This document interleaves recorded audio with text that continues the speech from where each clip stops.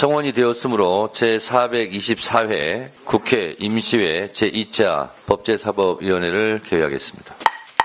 오늘은 세월호 11주기 4월 16일입니다.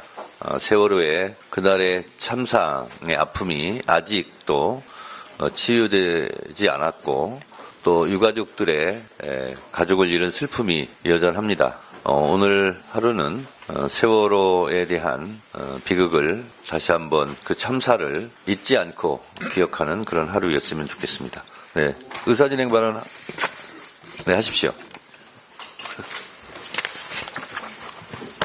누구? 하세요, 의사진행. 저한테 주신 거예요? 네네네. 놀랬습니다. 이게 정말 제가 의사진행 발언 신청해서 처음으로 준 거 처음입니다. 제가 법사위 시작한 이래 너무 좀 놀라운데 제가 뭐 사실은 경제부총리에 대한 탄핵소추안에 관한 청문회 아닙니까? 근데 이게 보니까 탄핵소추안이 무려 오늘로서 이번으로서 이제 30건 도대체 뭐 상상할 수 없는 이 탄핵이라는 게 그렇게 쉬운 말이 아니잖아요. 예? 어쩌면 대통령의 권한 중에 최고 막강한 권한이 또 우리가 받아들여서도 안 되고 있어서도 안 되는 것이 비상계엄이라고 하면 아마 국회가 갖고 있는 권한 중에 가장 강력하고 가장 최후에 써야 될 그 극단적인 수단이 바로 탄핵 아닙니까?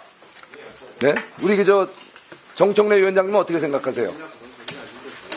정청래 위원장님, 제가 질문을 하는데 딱 3분 안에 맞춰주세요. 예? 3분 안에 맞춰주시라고. 아니 제가 질문 드리는 거예요. 제가 지금 3분 안에 맞춰주시라고. 의사진행 발언으로 자 이게 탄핵에 대해서 우리 그러면 조금 이따 답변해 주세요. 저는 이해를 못 하겠는 게 이 수많은 탄핵 소추안 중에 나는 뭐 기본적으로 다 이게 청문회를 하는 줄 알았어요. 아니, 또 자꾸 딴지 하시네. 위원장님, 탄핵 소추안 중에 어떤 건 청문회를 하고 어떤 건 청문회를 안 해요. 그 대체 기준이 뭔지 그거에 대해서 좀 납득이 가게끔 말씀 좀 해줘 보세요. 다 했습니까? 의사진행 아니, 나는 내 3분은 제 시간이니까. 다 마치고 제가 일괄적으로 답변 드릴게요. 일괄 답변하시려고? 네. 제가 지금 일문일답을 좀 원하는데 그렇게 할 수 없습니까? 네, 없습니다. 왜 그런 거죠? 국회법상 그렇게 돼 있습니다. 아니, 제가 궁금한 게 있고 또 위원장님께 제 방식은 제가 요청할 수 있고 선택할 수 있는 건데 그 국회법에 그게 나와 있어요? 몇 점이 당연히 나와 있는지 한번 얘기해 보세요. 그 일문일답을 위원장님은 하신다는 것을 해서는 안 된다라고 국회법에 나와 있어요? 없으니까 위원장이 하는 거예요. 아니 그 되게 맞춰주세요. 조문을 해박하게 알고 계시는 걸로 알고 있는데 국회법 몇 조 몇 항에 나와 있는지 위원장님한테는 일문일답을 요구할 수 없다라고 저는 처음 들어봐요. 맞춰주세요. 위원장님 그거 좀 정확히 몇 조문 좀 알려주시고요. 제가 말씀드린 두 가지 질문 기억나시죠? 네. 예. 아주 성실하고 아주 납득이 갈 만한 답변 부탁. 자, 하셨습니까? 의사진행 발언에 대해서 답변 드리도록 하겠습니다. 국회법에 대해서 모르는 것이 자랑이 아닙니다. 최상목 장관이 대통령 권한대행을 했을 때 그 짧은 기간에 거부권을 행사한 것이 몇 건인지 혹시 아세요? 최상목 증인 9번입니다. 답변합니다. 내란특검법, 김건희특검법, 지방교육재정교부금법, 방송법, 초중등교육법, 반인권 국가범죄 시효 등에 관한 특례법, 2차 내란특검법, 명태균특검법, 3인 방송법 개정안 이 9건에 대해서 거부권을 행사했습니다. 그리고 내란 수괴 우두머리로 곧 감옥에 갈지도 모르는 윤석열 전 대통령도 수십 건의 거부권을 행사했습니다. 헌법재판소는 정치적으로 법적으로 해결할 일을 가지고 국회에서 권한을 행사한 걸 가지고 군대를 동원해서 국회를 보낸 것은 명확하게 위헌이다 하고 파면 사유 중에 하나로 그것을 얘기했습니다. 따라서 국회는 국회의 권한대로 탄핵을 하는 것이고 대통령은 대통령의 권한으로 거부권을 행사합니다. 이것은 법적인 테두리 안에서의 행정부와 국회에서의 권한 행사를 한 것입니다. 이것이 불법도 아니고 위헌도 아닙니다. 그럼 거기에 맞대응을 하고 또 정치적인 대화나 타협을 시도했어야지.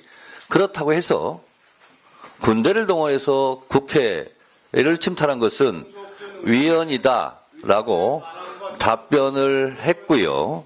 이는 마치 권투 경기에서 화난다고 글러브를 빼고 밖에 나가서 흉기를 들고 와서 권투 경기를 하는 것과 같은 일이다 해서 윤석열 대통령은 이미 파면이 되었다는 말씀을 드리고, 또한 국회법에 보면 대통령은 국회의원 정수 3분의 2, 200명에 의해서 탄핵할 수 있고 국무위원은 과반수 의결로 탄핵할 수 있습니다. 그러면 본회의에서 탄핵을 곧장 의결할 수 있고, 그리고 국회에서 의결로 탄핵 조사를 법사위에 회부하여 탄핵 조사를 하게 할 수 있습니다. 따라서 국회에서 본회의장에서 탄핵을 의결한 경우는 탄핵이 되는 것이고 소추안이 의결되는 것이고, 그렇지 않고 더 조사할 필요가 있다라고 본회의 의결로 법사위로 회부한 경우는 오늘처럼 탄핵 조사 청문회를 하게 되는 것입니다.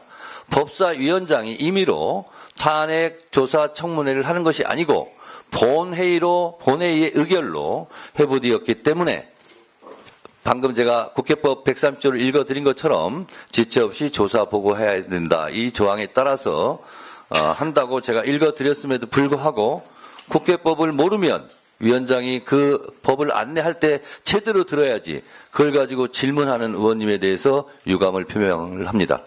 박범계 간사님, 네, 의사진행반 하시죠. 아니 제가 질문 조용히 하세요. 마지막 몇 항에 일문일답 못하도록 돼 있습니까? 스스로 공부하세요. 스스로 공부하세요. 자, 시간 없습니다. 네. 자, 박범계 간사님, 의사진행반을 하세요. 예, 박범계입니다. 지금 위원장의 의사 진행을 계속 방해할 시에는 145조 1항에 따라서 경고 조치하도록 하겠습니다. 자, 네. 하세요. 지금 위원장님께서 잘 정리해 주셨듯이 이번 최상목 부총리 탄핵 소추를 위한 청문회는 국회 본회의의 의결에 의해서 우리 법제사법위원회에 부여된 국회 권한 내의 행위다라는 말씀을 드립니다. 아시다시피 윤석열 탄핵 심판에 있어서의 피청구인 측은 그 당시 이 윤석열 탄핵소추안을 법제사법위원회에서 청문하지 않았다, 조사하지 않았다는 것을 시비를 걸어 각하를 주장하기도 했습니다. 바로 그러한 측면을 돌이켜볼 때 오늘 한나라의 기재부 장관이자 경제부총리이자 그 이전에 대통령 권한대행을 상당한 기간 동안 했던 최상목 경제부총리에 대한 오늘의 청문회는 잠옷 중요하고 헌법 내재적이고 헌법 친화적인 우리 헌법재판소에서 얘기했듯이 이것은 고위공직자의 비위행위라는 헌법 침해적인 그러한 행태를 미연에 예방하기 위한 헌법 수호적인 절차다라고 이미 얘기를 했습니다. 오늘 세 가지 쟁점이 있습니다. 첫째는 내란에 가담한 거 아니냐라는 그러한 의혹입니다. 쪽지라고 표현되는 최상목 부총리의 발언에서 과연 그 내용을 인지했는지에 대해서 아직 정확한 답변을 하지 않고 있습니다. 두 번째, 재판관 미임명과 관련해서 마은혁 재판관 미임명과 관련해서 국무위원들과 간담회를 했다고 하는데 그것의 헌법적 법률적 근거가 무엇인지에 대한 아무런 설명이 없습니다.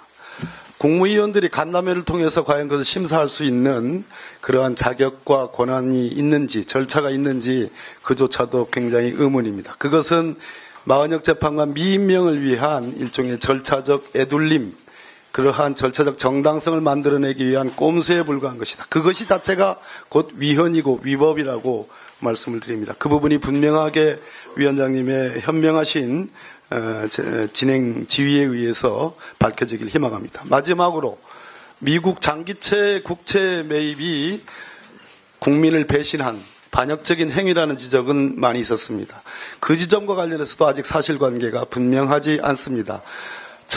최소한 어떻게 팔겠다고 약속해서 언제 팔았는지, 그리고 언제 매입했는지, 매입의 동기는 무엇인지를 존경하는 정청래 위원장님께서 오늘 회의를 주재하시면서 명확하게 쟁점이 드러나고 진부가 가려지는 그러한 청문회가 되기를 희망합니다. 이상입니다. 네, 박범계 간사님의 의사진행 발언에 대해서 포괄적으로 답변 드리도록 하겠습니다. 오늘 참석한 증인들도 잘 들어주시기 바랍니다. 헌법재판소에서 내란 우두머리 피의자 윤석열을 파면하면서 한 결정문, 판결문 114쪽을 제가 3번 정독해서 읽어봤습니다. 거기에 오늘 운영과 관련된 것만 제가 말씀드리도록 하겠습니다. 국회에서 설령 정치적 의도를 갖고 탄핵을 했다 하더라도 그것은 탄핵 남용권에 해당되지 않는다라고 얘기했습니다. 그리고 헌재에서는 이미 감사원장 탄핵 심리를 하면서 감사원에 대해서 감사를 한 거, 감사원이 중앙선관위에 대해서 감사를 한 행위조차 그것은 독립된 헌법기관의 권한을 넘어선 위헌 행위다라고 판단을 했다라는 점을 말씀드리고 최상목 증인에 대해서 부분을 말씀드리면 헌재 재판관을 임명하지 않고 있는 부작위는 위헌이다라고 이미 판결을 했습니다. 다시 말해서 한덕수 대통령 권한대행이 헌재 재판관을 임명하지 않은 것은 위헌이다라고 판결을 했고요. 또 대통령 권한대행이 너무나 적극적으로 헌재 재판관을 추후에 또 임명한 것은 이것이 헌법에 맞냐 틀리냐 하는 부분은 지금 심리 중에 있다는 점을 말씀드립니다. 윤석열 대통령이 재임 시절에 거부권을 행사한 것이 25건이고 한덕수 권한대행이 거부권을 행사한 것이 7건이고 최상목 권한대행이 행사한 것이 9건입니다. 그런데 이 거부권을 행사한 것이 헌법적으로 보장되어 있는 권한이기 때문에 저희가 잘못됐다고 지적은 할지언정 이것이 헌법에 위반된다라고 주장하지는 않고 있는 겁니다. 따라서 탄핵을 국회에서 한다고 해서 국민의힘이 너무 많이 하는 거 아니냐 이런 지적은 정치적 주장은 할 수 있겠으나 그것이 위헌 위법하다라고 주장해서는 안 된다라는 것이 헌재의 판결 결정문이라는 점을 상기시키면서 질의를 하도록 하겠습니다. 위원장이 짧게 진행을 하려고 해도 국회법과 헌재 판결의 취지를 모르는 의원이 있기 때문에 질문을 하기 때문에 위원장이 답변함으로써 시간을 소모하지 않도록 앞으로 의원님들께서는 질문을 자제해 주시고 스스로 공부하시기 바랍니다. 이번 우리 법사위, 대한민국 22대 국회 법사위에서 윤석열 정부를 흔들고 결국은 이렇게 윤석열 정부의 파국이 오기까지 얼마나 이 많은 국회 비상수단을 동원했는지 정말 생각하면 기가 막힙니다. 소위 탄핵을 30번. 그 내용을 보면은 오로지 이재명 대표 방탄 탄핵 줄줄이 거기다가 또 이창수 검사 사민 체제 검사장까지 줄줄이 줄탄핵. 거기다가 심지어 모든 국무위원들까지 탄핵하겠다고 해서 총탄핵이란 말까지 나왔어요. 근데 오늘 우리 최상목 대행 탄핵을 보니까 이거야말로 스토킹 탄핵이에요. 네, 발언을 마쳐주시기 바랍니다. 발언이 끝났습니다. 최상목 증인, 오늘 멈춰주세요. 시간 끝났어요. 5분 지났어요. 최상목 증인, 네. 오늘 답변 태도에 대해서 위원장으로서 미리 하나 말씀드리겠습니다. 이 개헌 문건 있지 않습니까? 네. 아니 질의 중에 뭐 하시는 겁니까? 개헌 문건에 보면 예비비를 조속한 시일 내에 충분히 확보하여 보고할 것 이렇게 돼 있어요. 자, 네. 최상목 증인 네. 보고할 것 그러면 기획재정부 장관이 보고한다는 것은 대통령한테 보고한다는 뜻이겠죠? 네? 중단하세요. 그렇죠? 진성란하게 주가 중단하세요. 최상목 증인 네. 이 개헌 문건에 보면 예비비를 조속한 시일 내에 충분히 확보하여 보고할 것 이렇게 돼 있는데 보고는 대통령한테 하는 거죠? 제가 그 부분은 참고 자료로 그 자리에서 받은 거고 자. 그다음에 실무자를 통해서 자, 이 참고하라고 엄청난 받았기 내용이 때문에 있는데 네. 제가 그래서 문제 제가 삼고자 그 하는 부분을 것은 추정하기는 어렵습니다. 약간 받기 때문에 이렇게 얘기했어요. 네, 네, 그렇습니다. 이런 추상적인 답변하지 아니고요. 않기 바랍니다.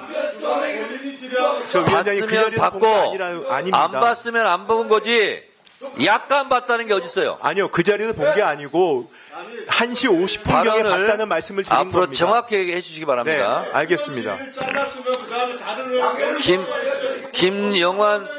김영환 의원님 질의해 주세요. 국민들께서 보고 있잖아요. 송석준 의원님은 의사진행이 방해가 된다고 위원장이 판단하고 인정하기 때문에 국회법 145조 1항에 의해서 1차 경고합니다.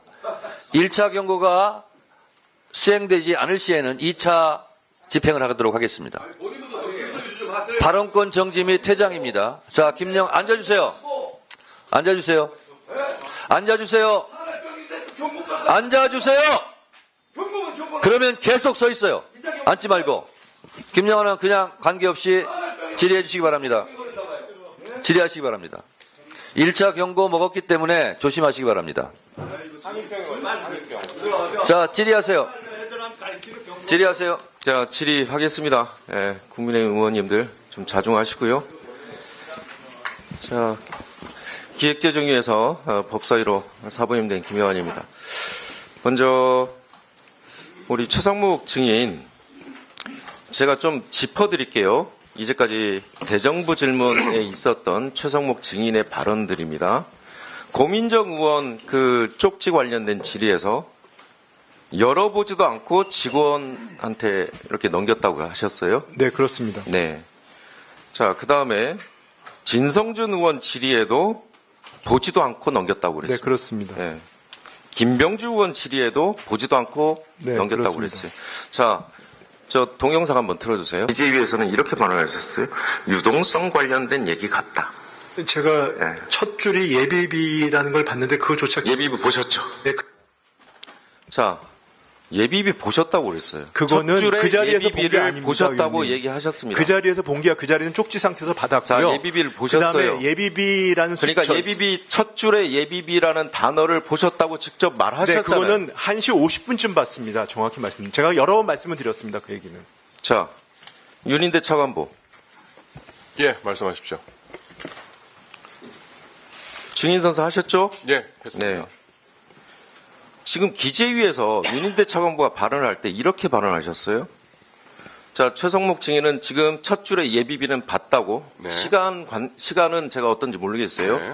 그건 본인이 알고 있기 때문에. 그런데 윤인대 차관보는 이렇게 이야기하셨어요. 쪽지를 받았어요? 네. 접은 상태에서 받으셨어요? 예, 접은 상태에서 받았습니다. 예. 그런데 기재위에서 이렇게 발언하셨어요. 계엄과 관련된 예비비 관련 재정 자금 확보 이런 정도만 기억하고 있다. 어떻게 하셨어요? 그건 저는 봤습니다. 본인이 보셨어요? 예, 저는 사실 네. 그때 말씀드렸던 똑같은 식 계속 말씀드렸는데 본인만 그럼 보시고 저는 끝났어요? 쪽지를 받아가지고 그다음에 이제 하는 총재가 들어오셔가지고 부총리께서 하는 총재랑 대화를 나누셨고 저는 이제 회의 준비 때 밖에 나왔다가 잠깐 열어봤는데 그런 내용이 있었다는 걸 제가 확인했습니다. 확인했고 네. 그러면 차관보 알았고 최성목 증인도 알았어요. 그래서 그거는 아까 1시 50분경 자, 저희가 상식적으로 일곱에 상식적으로 돌아갔을 때 생각해 봅시다. 대통령이 비상계엄을 선포를 했어요. 비상계엄군이 국회를 침탈했습니다. 다 TV로 보셨죠? 네, 봤습니다. 예. 그런데 차관보 제가 질문하는 게 아니고요. 침탈하는 걸 말씀- 봤습니다. 네네. 그렇죠? 보셨죠? 네? 자, 비상계엄을 선포했고 군인들이 들어오는 걸 다 보셨어요. 시민들이 저항하는 거 보셨고 의원들이 담을 넘어서 들어온 거 보셨습니까? 네, 봤습니다. 비상계엄 해제 결의안 어렵게 이루어진 거 보셨어요? 봤습니다. 예. 그런데 자, 비상계엄 선포를 했고 예비비라는 단어를 봤어요. 윤희대 차관보는 바로 언급을 해요. 계엄과 관련된 예비비 관련 재정자금 확보라는 것을 인지를 하고 있어요. 이게 정상 아닌가요? 아니, 이게 어떻게 네, 의원님 유동성... 저한테 질문하시니까 답변을 네. 간단히 드리면요.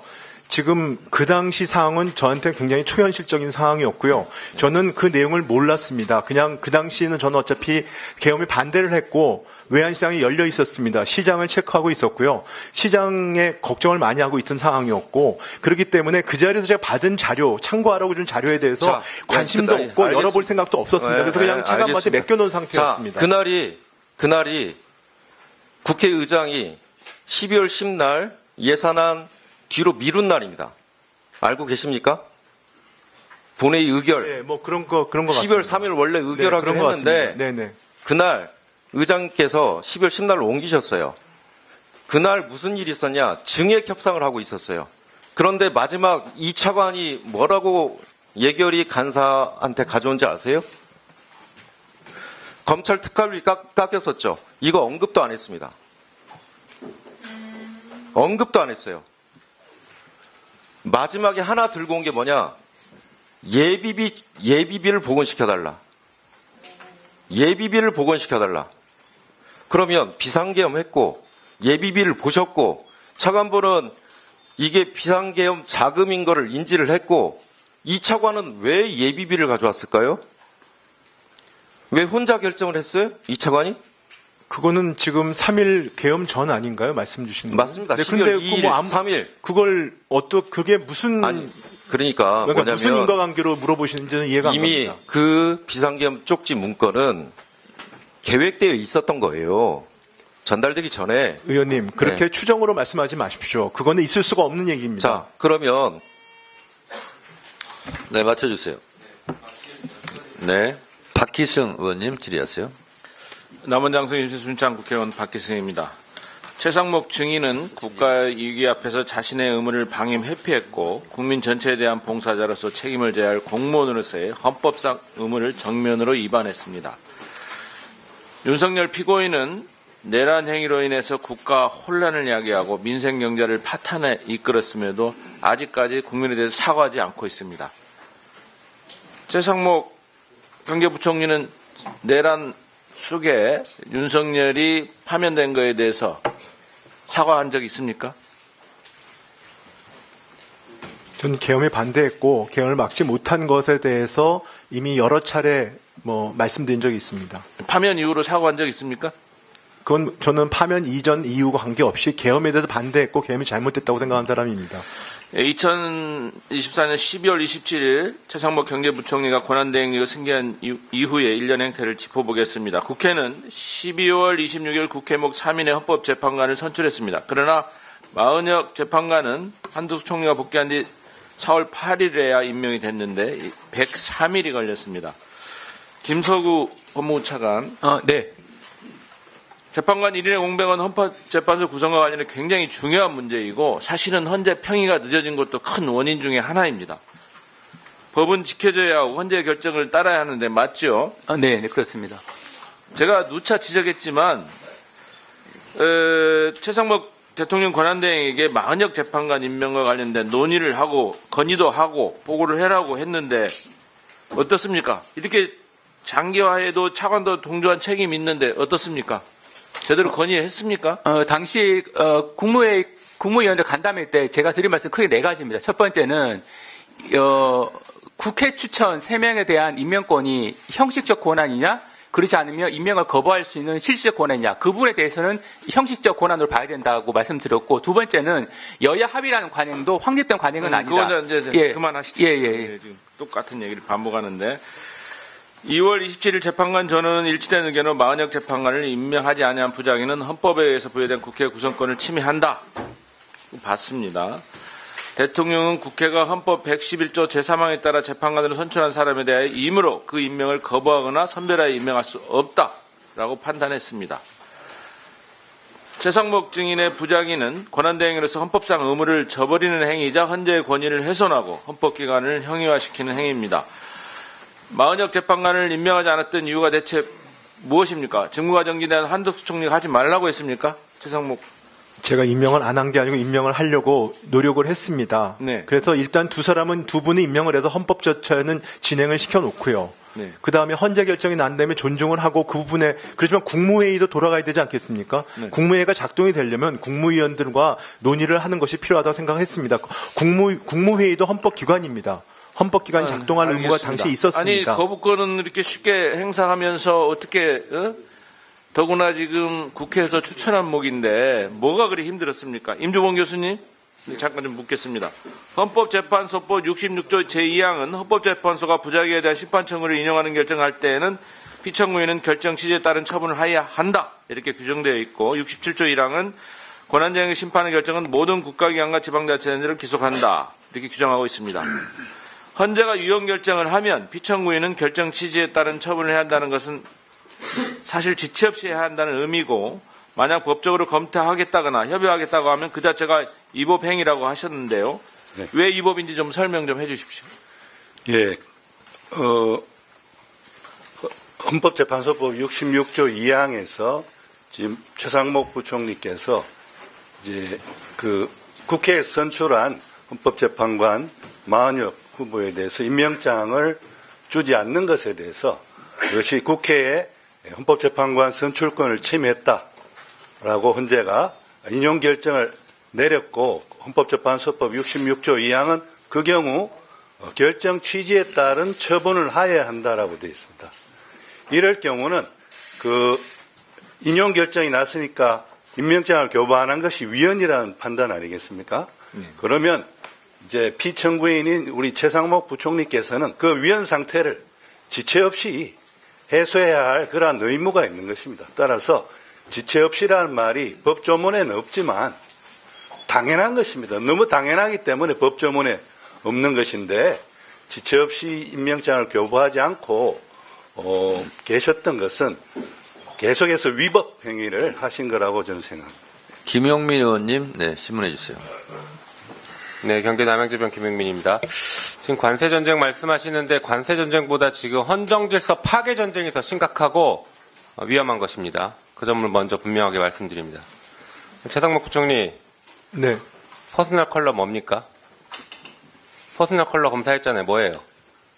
그건 제가 검사한 게 아닙니다. 뭐 나왔어요? 그날은 됐습니다, 그러면. 취업박람회에서 자, 취업박람회에 한번 저기 PPT 취업하는 보여주시죠. 젊은이들을 행사를 궁금하지 참석한 않으니까 겁니다. 됐어요.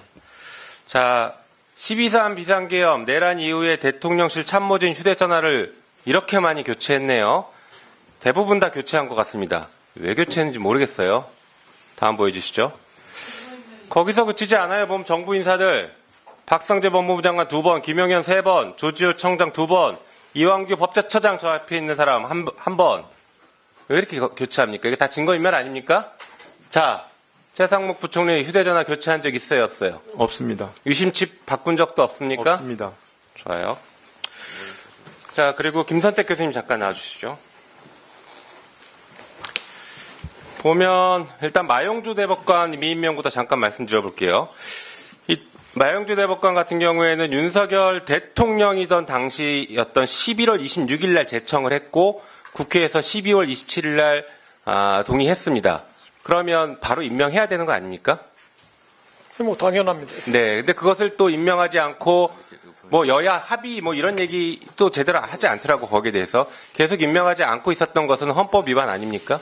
네, 위헌입니다. 네, 맞습니다. 자, 그럼 마은혁 재판관 미임명 부분을 한번 보겠습니다.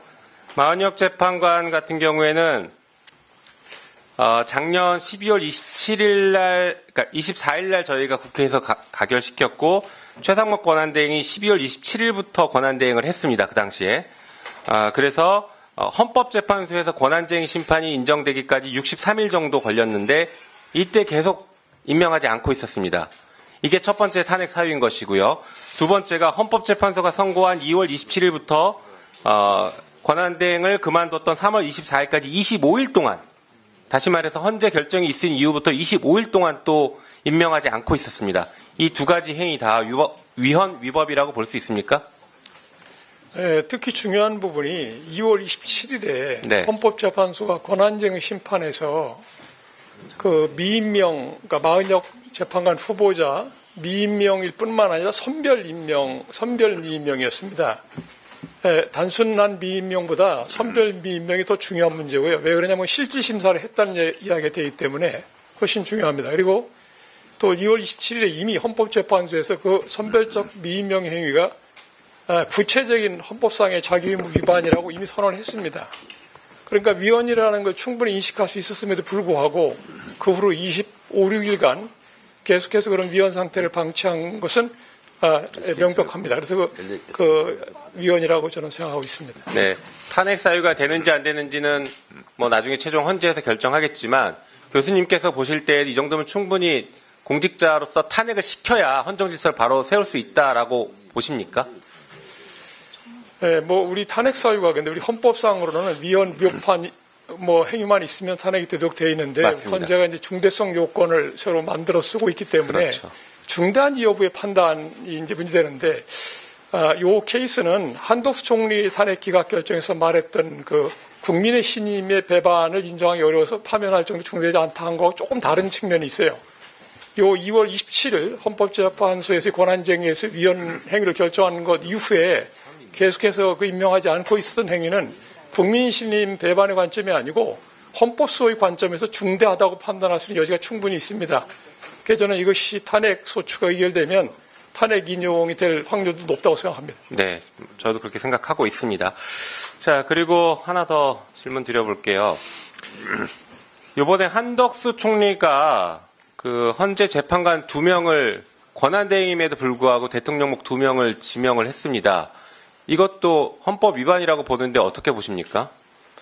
여기서 중요한 부분이 하나 있는데요. 그 대통령이 그 탄핵을 당해서 직무가 정지돼 있을 때 권한대행하고 이제 그 탄핵이 인용돼서 파면된 이후에 고리 상태의 권한대행은 조금 성격이 다릅니다. 이 직무 정지돼 있을 때는 언제든지 대통령이 복귀할 수 있기 때문에 그 대통령이 종래의 인사나 정책의 기조를 바꿀 수 없습니다.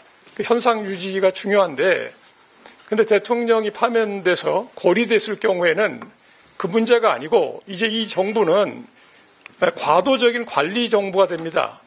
그래서 앞으로 60일 내에 어떤 정부가 들어설지 모르기 때문에 정치적 중립성이 굉장히 중요한 원칙이 되는 겁니다. 대통령 권한대행은 원래 필요성 원칙, 한시성의 원칙, 필요성의 원칙, 정치적 중립성의 원칙이라는 세 가지 원칙 하에서 대통령 권한대행이 권한 행사를 판단해야 되는데 현재 우리나라에서의 지금 이 정부는 케어테이커 가버먼트입니다. 케어만 하는 거예요.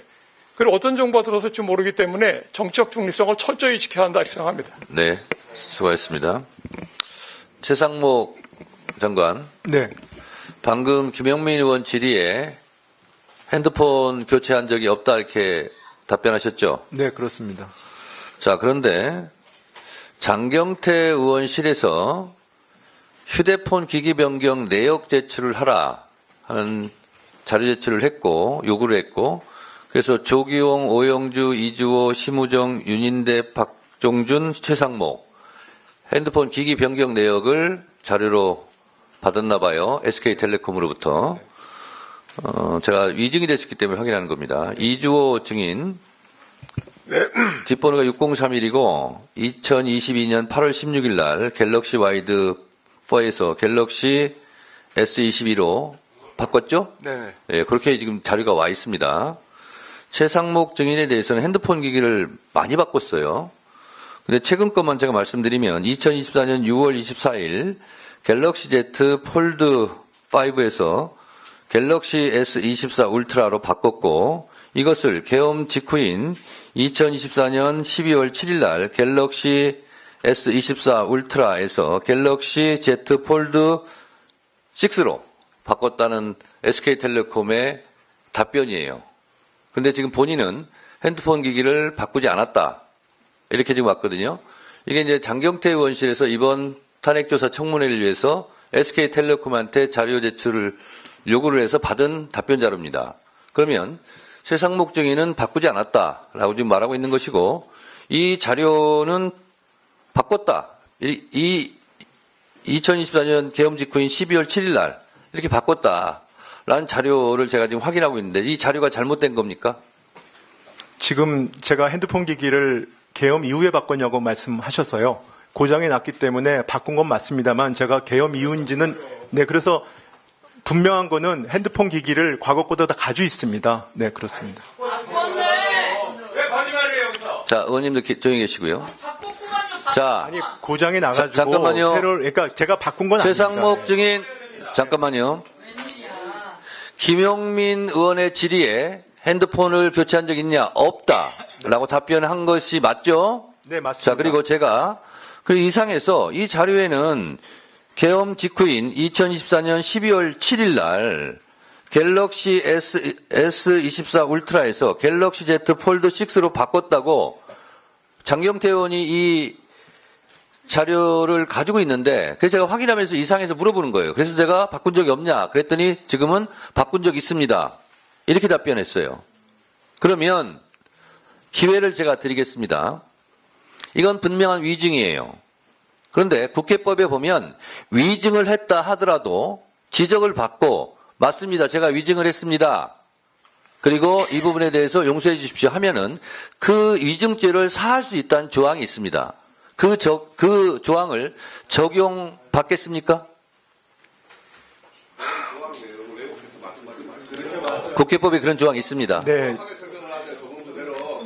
정확히 왜냐하면, 그러니까 핸드폰을 바꿨냐, 저는 핸드폰이 고장이 나서, 근데 제가 정확히 날짜를 기억을 못하고 있었습니다. 근데 제가 의도적으로 바꾼 건 아니고요. 둘 다 가지고 있습니다, 지금. 자, 둘 다 갖고 있다고. 네, 가지고 다른 있습니다. 분들 조용히 하세요. 자, 핸드폰을 갖고 있다니까 갖고 있다는 건 제가 알겠어요. 네네. 근데 지금 김용민 의원 질의는 핸드폰 사용하는 기종을 바꿨냐, 교체했냐고 물어봤지, 바꾼 기종을 버리지 않고 갖고 있느냐, 이걸 질문한 게 아니에요. 그래서 핸드폰을 교체했느냐, 안 했습니다 하는 것은 위증이라니까요. 자, 그래서 제가 최상목 증인을 생각해서 국회법에 위증을 했다 할지라도 그것을 수정할 경우에는 그 감경하거나 아니면 고발을 안 하거나 이런 조치를 할 수 있는 국회법 조항이 있기 때문에 그 국회법 조항을 적용을 받아서 아까 김용민 의원이 질문한 거에 대해서 답변할 때는 위증이 맞습니다. 그런데 위원장님 지적을 받고 위증인 것을 알았습니다. 그러므로 제가 수정하겠습니다. 교체를 했습니다. 이렇게 하실 의향이 있냐고 제가 묻는 거예요. 안내하는 겁니다. 다른 분들 조용히 하시고요. 다른 분들 조용히 하세요. 자, 다른 분들, 자, 국민의힘 민주당 의원님들 다 조용히 하세요. 조용히 하세요. 자, 최상목 증인의 판단, 결정할 수 있는 기회를 지금 드리겠습니다. 답변하세요. 네, 제가 정확히 날짜를 기억을 못했습니다만 핸드폰 기기가 고장이 나서 지금 고장이 난 핸드폰은 가지고 있고 새 핸드폰을 지금 쓰고 있습니다. 네, 그건 맞습니다. 네. 자. 사과하세요. 이게 무슨 소리죠? 자, 의원님들 잠깐 조용히 하세요. 자, 진행은 위원장이 합니다.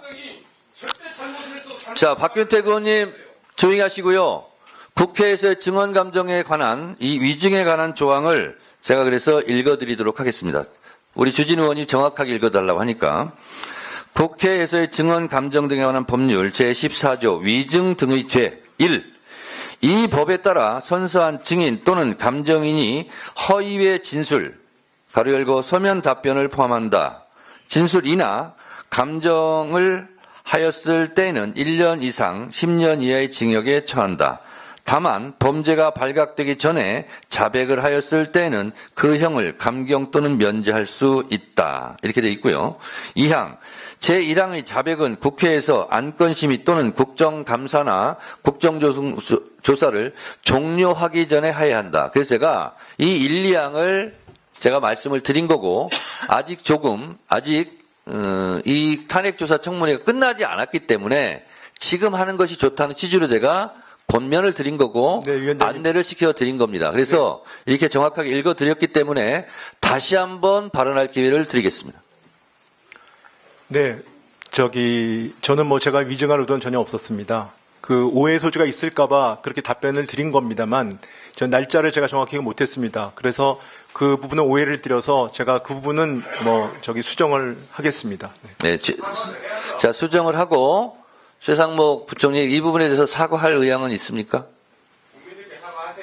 아니, 김영민 가만히 계시고요. 이거는 오해를 불러일으켜 들어서 그 부분은 제가 송구스럽게 생각합니다. 네, 하여튼 발언 기회를 제가 충분히 드렸습니다. 다음은 주진우 의원님. 왜 이렇게 사과 못 받아서 난리인지 저는 모르겠습니다. 이게 지금 이 질문의 핵심 내용은 뭐냐면은요. 휴대전화 관련해가지고 지금 비상계엄 이후로 뭔가 증거인멸용으로 없앤 적 있느냐라고 물어보는 거예요.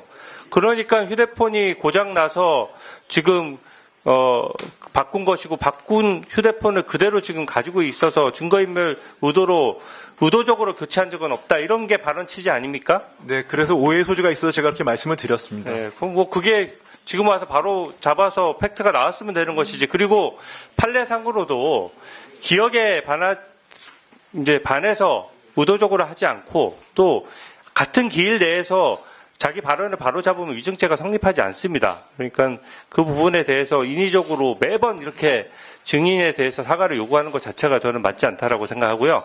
임지범 교수님 좀 잠깐 나와 주십시오. 네. 임지범 교수님. 네.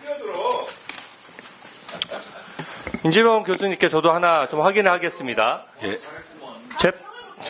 재판을 받고 있는 사람이 만약에 대통령이 되면 재판은 멈춥니까? 아니면 재판이 진행됩니까? 제가 예전에 임지봉 교수님 발언하신 공개 내용을 보니까 재판이 멈추지 않는다는 견해를 공개적으로 밝히셨어요. 그러니까 헌법 제84조에 대해서 임 교수님께서는 소추는 기소의 의미로 좁게 봐야 한다. 그리고 대통령 취임 전에 이미 진행 중인 재판을 정지하거나 중단할 명분이 전혀 없다. 이렇게 말씀하셨고요. 헌법 84조는 대통령에게 주어지는 특권 조항인데 엄격하게 해석해야 된다. 넓게 확대 해석하면 권한 남용을 정당화시킨다. 이렇게 지적한 바 있습니다. 학자로서 법률적 견해는 계속 유지되고 있으십니까? 아니 근데 그러니까 헌법 80조 재판을 받고 있는 사람이 대통령이 되면 관계죠? 재판이 멈춥니까? 아니면 재판이 진행됩니까? 제가 아까 그 법률적 견해의 일관성에 대해서 여쭤보는 거예요. 재판이 멈춥니까? 아니면 재판이 진행됩니까? 저는 최상목 부총리 이제 탄핵 청문회에 관한 네, 좋습니다. 들어가십시오. 들어가십시오. 네. 아니, 참고인이나 증인은 기본적으로 그 객관성이 생명입니다. 법률적 견해를 밝히거나 학자로서 견해를 밝힐 때는 학자의 양심에 따라서 모든 견해에 대해서 객관적으로 밝힐 수 있어야 되는 것이거든요. 이재명 대표 관련해서 만약 대통령이 되면 재판을 멈추냐, 안 멈추냐, 이 부분에 대해서 이미 임 교수께서는 지난번에 분명히 재판이 멈추지 않는다라고 발언하고 그 공개된 발언이 언론 보도에까지 나왔는데 여기에 대해서 답변을 못 하시잖아요. 그러니까 아까 그 답변 내용에 대해서도 어떻게 보면 학자로서의 견해는 저는 존중하지만 이게 지금 정치적인 편향성이나 시각을 가지고 증언해서는 저는 객관적인 증언이 안 된다라고 생각합니다. 답변을 못한 게 아니라 안 드린 겁니다. 본 사안하고 아무 관계없는 이야기를 질문하셨기 때문입니다. 네. 들어가십시오. 네. 법문. 네. 답변 당연히 하죠. 아니 아까 그때 답변을 못하겠다라고 하니까 말씀드리는 거예요. 네. 자, 양쪽 다 조용히 하시고요. 주진우 의원 계속 질의하세요. 네. 법무차관님. 네. 네. 지금 저는 이 탄핵 난발 상황에 대해서 좀 몇 가지 좀 확인하려고 하는데요. 네. 저는 이 헌재에서 탄핵 소추가 남용됐냐 안 됐느냐 이거를 헌재가 다루는 것 자체가 헌정사에 되게 부끄러운 장면이라고 생각합니다. 탄핵이 남발되는 거에 대해서 헌재가 남용으로까지 볼 수 없다라고 어떻게 보면 국회에 대해서 말을 한 것이 면죄부를 준 게 아니거든요. 지금 예전 탄핵 사유를 보면 방통위 같은 경우에는 방통위원장이랑 그 직무대행 4명을 무려 연속으로 탄핵했고요. 그럼으로써 방통위라는 그 큰 조직이 민생을 위해서 완전히 운영되지 못했습니다. 그리고 이동관 방통위원장 탄핵 사유에 대해서는 복사붙이기를 하다 보니까 검찰청법에 의해서 탄핵한다는 내용이 들어갔어요. 방통위원장을 검찰청법에 의해서 탄핵한다. 이게 되게 코미디 같은 얘기거든요. 그리고 법무부 장관 탄핵 사유에는 야당 대표인 이재명 전 대표를 노려봤다는 이유가 탄핵 사유로 버젓이 들어갔습니다.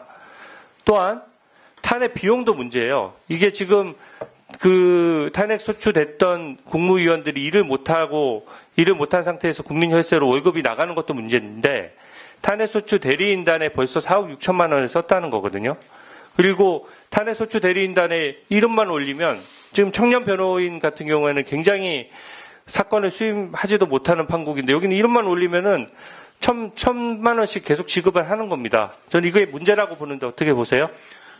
네. 기본적으로 우리나라가 대통령제 국가고 의원내각제 요소가 물론 있긴 있습니다만 기본적으로 의원내각제 요소에서 의원내각제 국가에서 있는 내각 불신임제도 우리나라에 없습니다. 그런데 탄핵소추는 소추되는 순간부터 직무가 정지되기 때문에 어떻게 보면 내각 불신임 제도가 없다고 하는 우리 헌법상 정신을 고려해서 탄핵소추에 있어서는 최대한 신중을 기해야 된다는 게 제 생각입니다. 네, 수고하셨고요. 주진 의원님, 제가 잠깐 못 들어서 그러는데, 탄핵소추 변론 비용 국회 예산 혹시 얘기하신 겁니까? 그 부분은 그러면, 제가 좀 말씀을 드려야 되겠습니다. 이번 윤석열 대통령 탄핵소추 법률 대리인은 17명으로 했고요. 이 기준은 박근혜 탄핵 때 17명을 했습니다.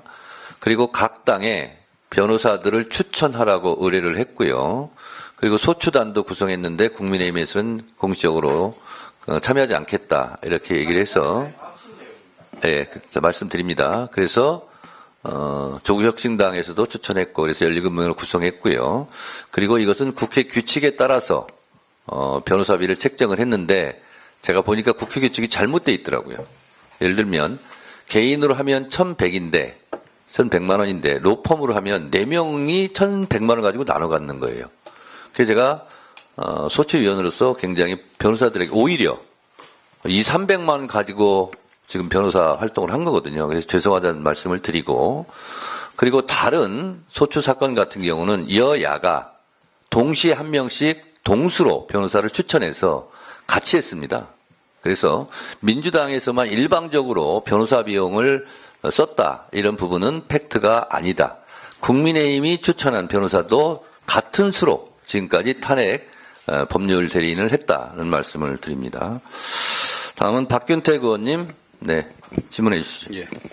우리 김선택 교수님, 임지봉 교수님 두 분 감사 말씀드립니다.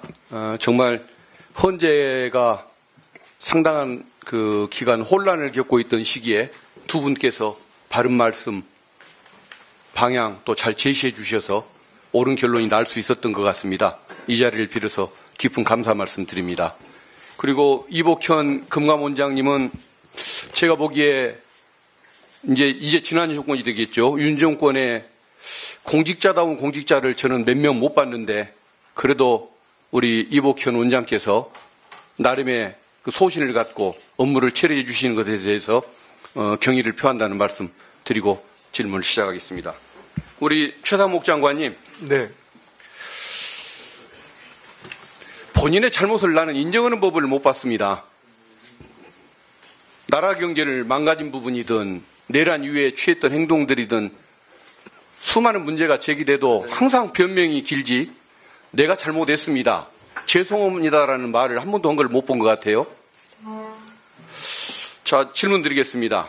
국민과 역사의 평가만 두려워하며 국가를 위해 책임있게 행동하는 게 공직자로서의 도리다. 누가 한 말인지 압니까? 제가 국무회의 모두 발언에 한 말입니다. 권한대행으로서 그런 얘기 하셨던 거죠? 네네. 본인은 그렇게 행동해 왔습니까? 전 행동하려고 노력했습니다. 네. 노력한 결과가 그겁니까? 자, 그럼 한번 질문해 보겠습니다. 계엄 반대했다고 그러셨죠? 네, 그렇습니다. 옆방에서 윤석열 전 대통령이 비상계엄 선포할 때 옆에 계셨던 좀 상황 아니었습니까? 그렇죠? 옆에 있지는 않았습니다만, 네, 대기실. 국무회의에 참여했을 거 아닙니까? 뭐, 국무회의인지 모르고 들어가는 건 맞습니다. 네. 그때 말리기 위해서, 찬성하지 않았다는 것 외에 본인이 말리기 위해서 어떤 노력을 했었습니까? 직을 걸고, 팔다리를 붙잡고 막는 행동 했습니까? 그 부분에 대한 계엄을 막지 못한 국무회의 한 사람으로서 제가 그거는 뭐 기재위나 국회 본회의에서. 직을 걸고 막았어야지. 찬성하지 않았으니까 나는 반대했다라고 그렇게 얘기를 합니까? 설득을 하려 노력했습니다. 그러면 설득해도 안 됐으니까 가서 발표하시오. 내란 범죄 저지르시오. 라고 방관하는 게 그게 장관의 태도입니까? 뭘 그렇게 잘난 게 많아요? 제가 잘난 걸 말씀드리는 건 부끄러움을 아니고요. 하세요. 제가 항상 말이 많아요. 그리고 만역 재판관 임명 계속 거부했었는데 그게 헌법 위반이라는 거 몰랐습니까? 거부한 게 아닙니다. 임명하려고 노력을 했습니다. 84일간 안 했는데 노력했어요. 제가 두 사람을 임명을 해가지고 일단 헌법재판소는 만역 재판관을 묻습니다. 헌법재판 돌아가는 노력을 했습니다. 헌법재판소가 결정을 한 이후에도 28일간 그걸 결정을 뭉갰어요. 왜 법을 안 지킵니까? 그 부분에 대해서는 저도 노력했다 말씀을 드리지 않습니까? 그걸 국무위원들하고 노력이라고 상의를 얘기하는 게 하고요. 아닙니다. 그다음에 개긴다고 그때는 얘기를 또 거기 권한대, 그러니까 총리께서 국민들은 언제 돌아오실지 모르기 상식인들은 때문에 그런 경우를 두고 개긴다고 얘기하지 노력했다고 얘기하지 않습니다. 헌재가 명령을 하고 본인에게 권한이 있는데 그걸 안 해놓고 노력했다. 무슨 궤변이에요. 그리고 경호처 영장 집행 거부하고 특수 공무집행 방해 범죄 저지를 때 왜 말리지 않았습니까? 그때는 무력 충돌이 있으면 안 되기 때문에 그 부분에 대해서 제일 신경을 경호처한테 썼습니다. 정하지 말라고 얘기해야 무력 충돌이 안 생길 거 아닙니까? 왜 아무것도 안 하고 그걸 방치했습니까? 제가 무력 충돌이 벌어지지 않도록 양측에 정말 여러 차례 주의를 요구했습니다. 부끄러움을 아세요. 그 직무유기 범죄 고발되는 거 알죠? 그리고 경제장관으로서 경제를 살릴 의지가 있었는지 자체가 저는 의문스러워요. 경제가 제일 싫어하는 것이 불안정, 혼돈 상황 아닙니까? 그래서 헌재재판관 그런데 2명을 왜? 임명했습니다. 왜 이런 전국을 혼란시키는 상태를 더 방치하고 그걸 계속 물러날 때까지 방관을 하는 태도를 취했습니까? 그리고 환율로 올라가기를 바라서 미국 국채에 투자를 했습니까? 그럼 외화를 가지고 있던 오랫동안 가지고 있던 민간인 때부터 가지고 있던 외화 자, 예금을 됐습니다. 외화 국채로 전환한 최순실 것뿐입니다. 사건 때 국정농단 사건 때 본인이 경제비서관 하면서 재벌들한테 486억 뇌물 수금하는 역할을 했죠. 그것도 안 했습니까? 그거는 그 당시는 제가 그 정상회담에 문화재단을 참여하기 위해서 정상회담 준비 차원에서 했고요. 돈 뜯는 역할을 했잖아요. 분배하고 돈 안 내는 기업이 어디냐고 압박까지 했던 것이 본인 아닙니까? 그거는 근데 아직까지도 기소가 안 되고 사실과 있어요. 다릅니다. 그리고 그 이거 당시에는 탄핵이 문제가 아니라 그 범죄까지 반드시 기소가 돼서 소구치소로 가게 만들 겁니다. 의원님 한 말씀 올리겠습니다. 탄핵이 문제가 아니고 그 당시에 그와 관련된 많은 분들이 저 아까 말씀하신 범죄에 다 무죄가 나왔습니다. 나는 판결에 나온 사실을 가지고 얘기하는 거예요.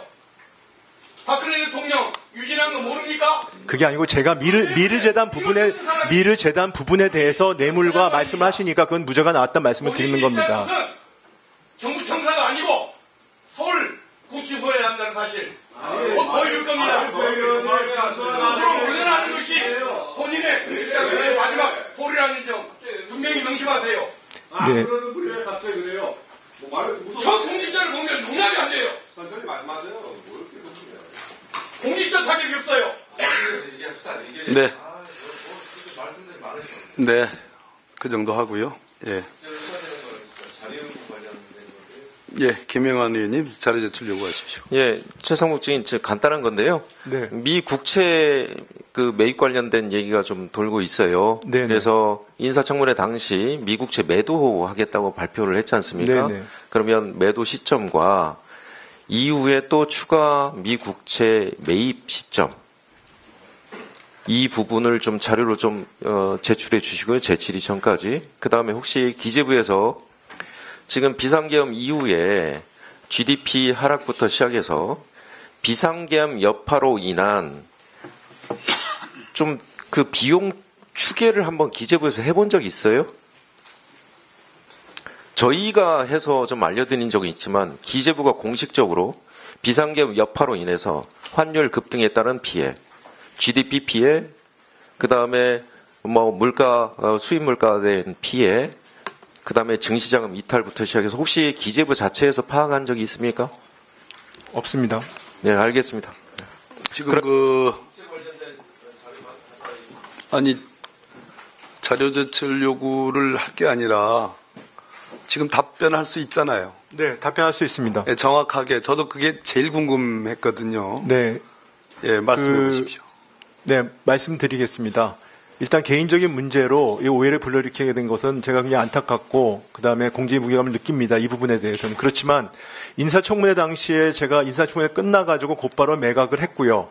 그다음에 그래서 인사청문회가 그럼 있던 그 시점은 연말에는 2023년 아니면 2024년 1월입니까? 아닙니다. 저기 12월 31일자니까요. 예, 12월 23년 제가 정확히 날짜는 확인해 봐야 되겠습니다만은 인사청문회가 12월에 있었으니까 12월 말에 있었어요. 네, 말에. 12월 중에 팔았습니다.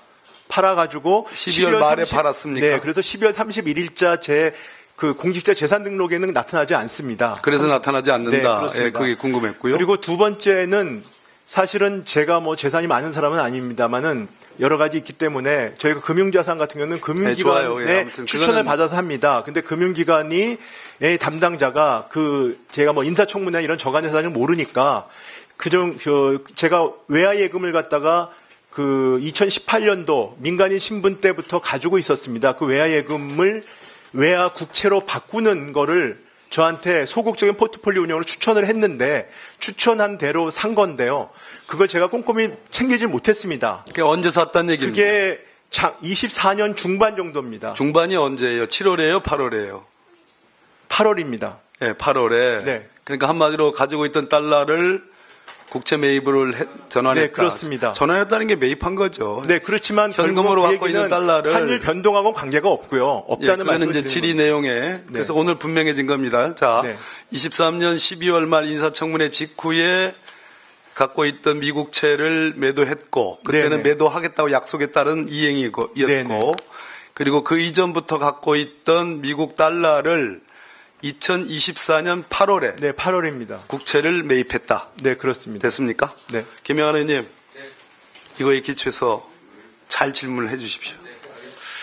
이 쪽지의 존재에 대해서 지금 부총리께서도 전혀 인식을 못하는 상태에서 그날 경황이 없이 F4 회의를 진행하셨던 거 아닙니까? 그렇습니다. 예. 시간 잠시 멈춰봐 주시죠. 윤인대 차관보니 잠시만 앞으로 좀 나와봐 주시죠.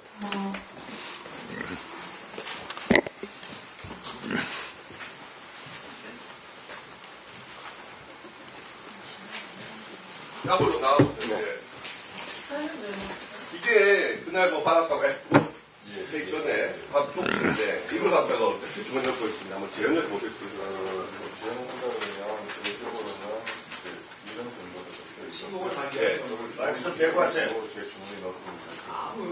한번 넣어보세요. 카메라는 다 들려. 그 상태로 계속 있었나요? 가지고 좀 많이 나와서 얼핏 봤는데 내용을 그때 저는 인지를 하고 있었고요. 다시 이제 우리 복귀를 해가지고 일로 간부에 하면서 그 말씀이 좀 말씀 안 주시죠. 아니, 가만히 계세요. 다음에는 서영기 의원님, 네, 신문해 주시죠. 서울 중랑구갑의 서영교 의원입니다. 이게 그 문건이죠? 이게 쪽지예요? 이런 쪽지 있어요? 받을 땐 쪽지로 받았습니다. 그래서 그렇게 이게 말씀드린 쪽지예요? 받았을 아니, 땐 쪽지로 적으면 받았습니다. 쪽지가 돼요, 이게? 이런 게 당시에는 쪽지예요? 이런 게 쪽지예요? 저는 받았을 때 그 정도 크기의 종인지 몰랐습니다. 뭘 몰라요? 이 종이가 A4 용지를 뭐 한두 번 봐요? 이만한 내용을 쪽지라고 의도적으로 숨기는 이유는 뭔가 캥기는 게 있어서 그런 거예요. 그런 게 아닙니다. 자, 여기에 예비비를 조속한 시일 내에 충분히 확보하고 보고할 것. 이거 내란이잖아요. 그리고 국가 비상 입법기구 관련 예산을 편성할 것. 국가 비상 입법기구 관련 예산을 편성할 것. 내란이에요, 내란. 그럼 내란이라고 고발을 해야지. 그리고 나서 내란이라고 바로 고발하고 온 세상에 알려야 되는 거 아니에요? 그런데 이걸 가지고 나중에 쪽지라고 얘기해요? 윤인대 차관 이게 쪽지예요? 쪽지예요? 여러분, 대한민국 국민 여러분, A4 용지 이런 거 놓고 쪽지라고 얘기하는 사람 봤어요? 지시문건이지? 대통령이 비상계엄을 하면서 나눠주면 이게 얼마나 중요한 건지 봐야죠. 그리고 이거 안 됩니다 라고 얘기하고 나와서 이거 고발해야죠. 그리고서는 나와서 저는 반대했는데 이렇게만 얘기한다고 돼요? 두 번째, 지금 막 속보가 떴어요. 윤석열 용산 대통령실 싹 다 압수수색이에요. 아시겠어요, 법무부 차관? 지금 관저 전부 다 압수수색이에요. 그런데 안감한 압수수색 영장을 검찰청에서 발부했다는 거예요. 이렇게 내란을 계속 동조해도 되겠어요? 세상이 안 변할 것 같아요? 세상 변합니다. 그래서 이 내용 다 알고 예비비 준비하려고 했던 최상목 관련해서 우리가 탄핵해야 된다는 거예요. 탄핵을 남발한다고요? 징계를 때리고 그 검사, 그 잘못된 사람들을 잘랐어야지. 자르지 않으니까 탄핵하는 거 아니에요. 그렇게 해서 탄핵했음에도 불구하고 제대로 변화하지 않으니까 끝내 누가 탄핵된 겁니까? 윤석열 탄핵됐습니까? 안 됐습니까? 기재부 장관. 탄핵됐습니다. 윤석열 파면됐습니까? 그렇습니다. 대한민국 대통령이 파면됐어요. 거기에 경제수석이 누구였어요? 대통령 시절에. 제가 경제수석이었습니다. 최상목이에요. 그리고 파면될 때 기획재정부 장관이 누구예요? 접니다. 최상목이에요. 윤석열은 위헌하고 위법한 행위를 해서 파면됐어요. 그러면 거기에 기재부 장관 경제수석 했던 사람 당연히 사퇴해야 되는 게 맞지 않아요? 할 것 같아요. 저는 곧 사퇴합니다. 그래도 곧이 그동안에 아니라 네, 그렇기 때문에 그동안에 제가 최선을 다하겠습니다. 거 아닙니까? 당시에 사퇴했어야죠. 제가 여기서 이야기할게요. 문재인 정부 21년, 22년 코로나 때예요. 그때 세수가 얼마나 더 늘어났어요? 21년 61조, 22년 52조예요. 그런데 23년, 24년 윤석열 그리고 경제수석인 최상목, 기획재정부 장관인 최상목 시절에 56조, 30조 세수 부족이에요. 이러고도 뭘 할 말이 있어요? 저는 위헌하고 위법한 행위가 차고 넘치는데 이 경제 다 망가뜨린 거로 탄핵 대상이라고 이렇게 생각해요. 네, 말씀드렸어요. 21년, 22년은 자산시장 버블이 있었습니다. 그리고 23년, 22년, 23년 그 뒤에는 글로벌 복합위기가 있었습니다. 복합위기 직후에는 보세요. 그런 일이 있었습니다. 네. 그런 얘기를 하니까 경제 수장으로 일을 못한다는 거예요. 그렇게 다른 곳으로 떠넘기고 그리고 자기 책임 안 하고 떠넘기는 게 아니라 그리고 정확히 내가 말씀을 드리는 어제 겁니다. 이야기할 때 이런 얘기했죠.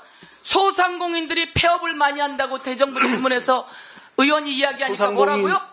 자영업자들이 변화에 못 따라간다고? 자영업자들이 온라인 판매 등 변화에 못 따라간다고?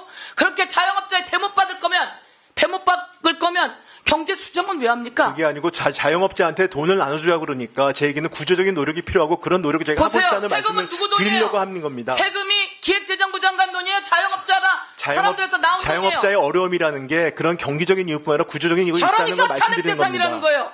세금은 국민이 낸 돈이에요. 그럼 세금이 국민이 어려울 때 세금으로 돌려줘서 마중물을 만드는 게 정부가 해야 될 일인 거예요. 그렇기 때문에 재정을 갖다가 재정을 저희가 굉장히 핸드폰을 신중하게 써야 바꿔놓고 됩니다. 핸드폰을 12월 7일날 바꿨어요. 자, 정리해 주세요. 12월 7일날 바꿔놓고 안 바꿨다고 거짓말하면 됩니까? 정리해 주세요. 저는 어떻게 이렇게 거짓말을 뻔뻔스럽게 하는지 오늘 국민이 만천하에 다 봤을 거라고 생각합니다. 네, 위원장으로서 한 말씀 드립니다. 우리 최상목 그 장관이나 이주호 장관이나 부총리들이십니다. 예. 저는 아까 최상목 우리 장관께서 비상계엄에 대해서 반대했다 이렇게 말씀하셨어요. 저는 그 부분은 잘했다고 생각해요. 찬성한 것보다는 훨씬 낫죠. 저는 그런데 이런 12.3 비상계엄, 이런 내란 사태, 그리고 대통령이 탄핵되는 사태가 있었어요. 그러면 최소한 어떤 자리라도 이런 부분은 잘못됐고 국민들께 죄송합니다 라는 자세가 늘상 있어야 된다고 생각해요. 국민들께 잘못했다고 용서를 구하는 것이 10번, 100번 저는 많으면 많을수록 좋다고 생각해요. 이로 인해서 피해받고 상처받은 분들이 국민들이기 때문에 그래서 용서는 피해자들이 하는 거고요. 사과는 가해자들이 하는 겁니다. 저는 그런 자세가 있었으면 좋겠다는 아쉬움이 크고요. 그리고 당사자인 윤석열 전 대통령도 지금 같은 태도가 아니라 정말 죄송하다 잘못했다 그러면 말 한마디에 천냥빚을 갚는다는 우리나라 속담이 있지 않습니까?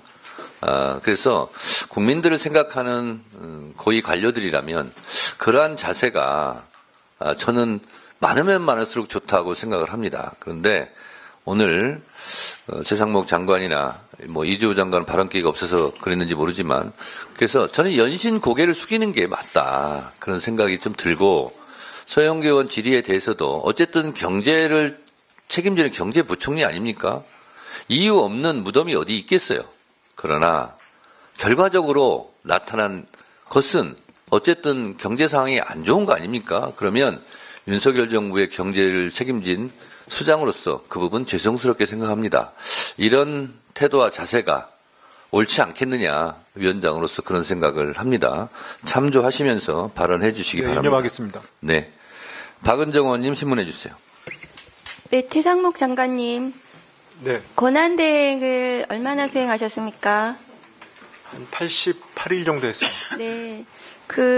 윤석열 내란숙의 범죄자 공소장에 따르면 계엄 당일날 윤석열 당시에 대통령이 최상목 장관을 불러서 밑에 사람 시켜가지고 계엄 문건을 전달했다고 이렇게 되어 있는데 그건 맞습니까? 기획재정부 장관 부르시고 손짓을 하니까 옆에 있는 실무자가 저한테 네. 하여튼 쪽지 형태로 잡혀 있는 걸 줬습니다. 예, 쪽지 아니고 문건인 것 같은데요. 그렇다면 그것은 당시 계엄을 선포한 대통령의 지시로 문건이 전달된 건 맞습니까? 저는 당신은 참고자료로 그런 말씀이 계속되면 참고자료 받았습니다. 계엄을 선포한 대통령의 지시로 문건이 최상목 장관께 전달된 것은 맞습니까? 불렀으니까요. 네, 제가 말씀드린 그대로입니다. 네. 그래서 그렇다면은 근데 그 문건을 안 보셨다는 거죠?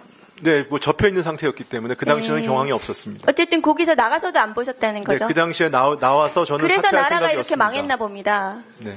대통령이 장관한테 문건을 줬는데 그 문건을 안 봤대요. 그래서 대통령이 탄핵이 되고 장관한테 뭘 지시를 했는데도 장관이 대통령의 그 지시를 무시하는 거네요. 그리고 본인은 국채도 사시고요.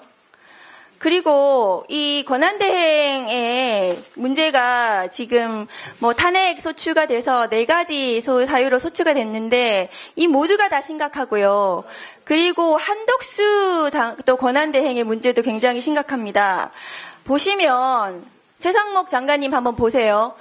화면 좀 올려주십시오. 어제 충격적인 보도가 났거든요. 한덕수 지금 권한대행이죠.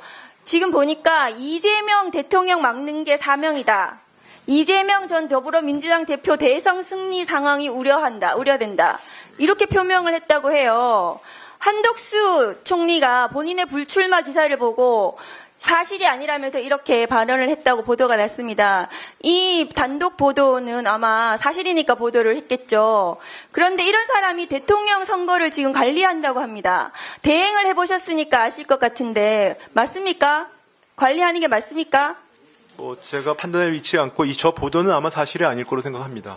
사실이 아닌지 사실인지 모르겠지만 이런 말 했으면 이 사람 선거 관리하면 안 되는 거거든요.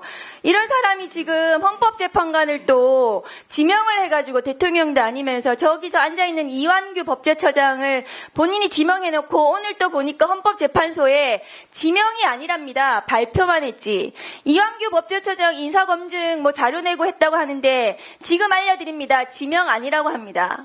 잘 아세요.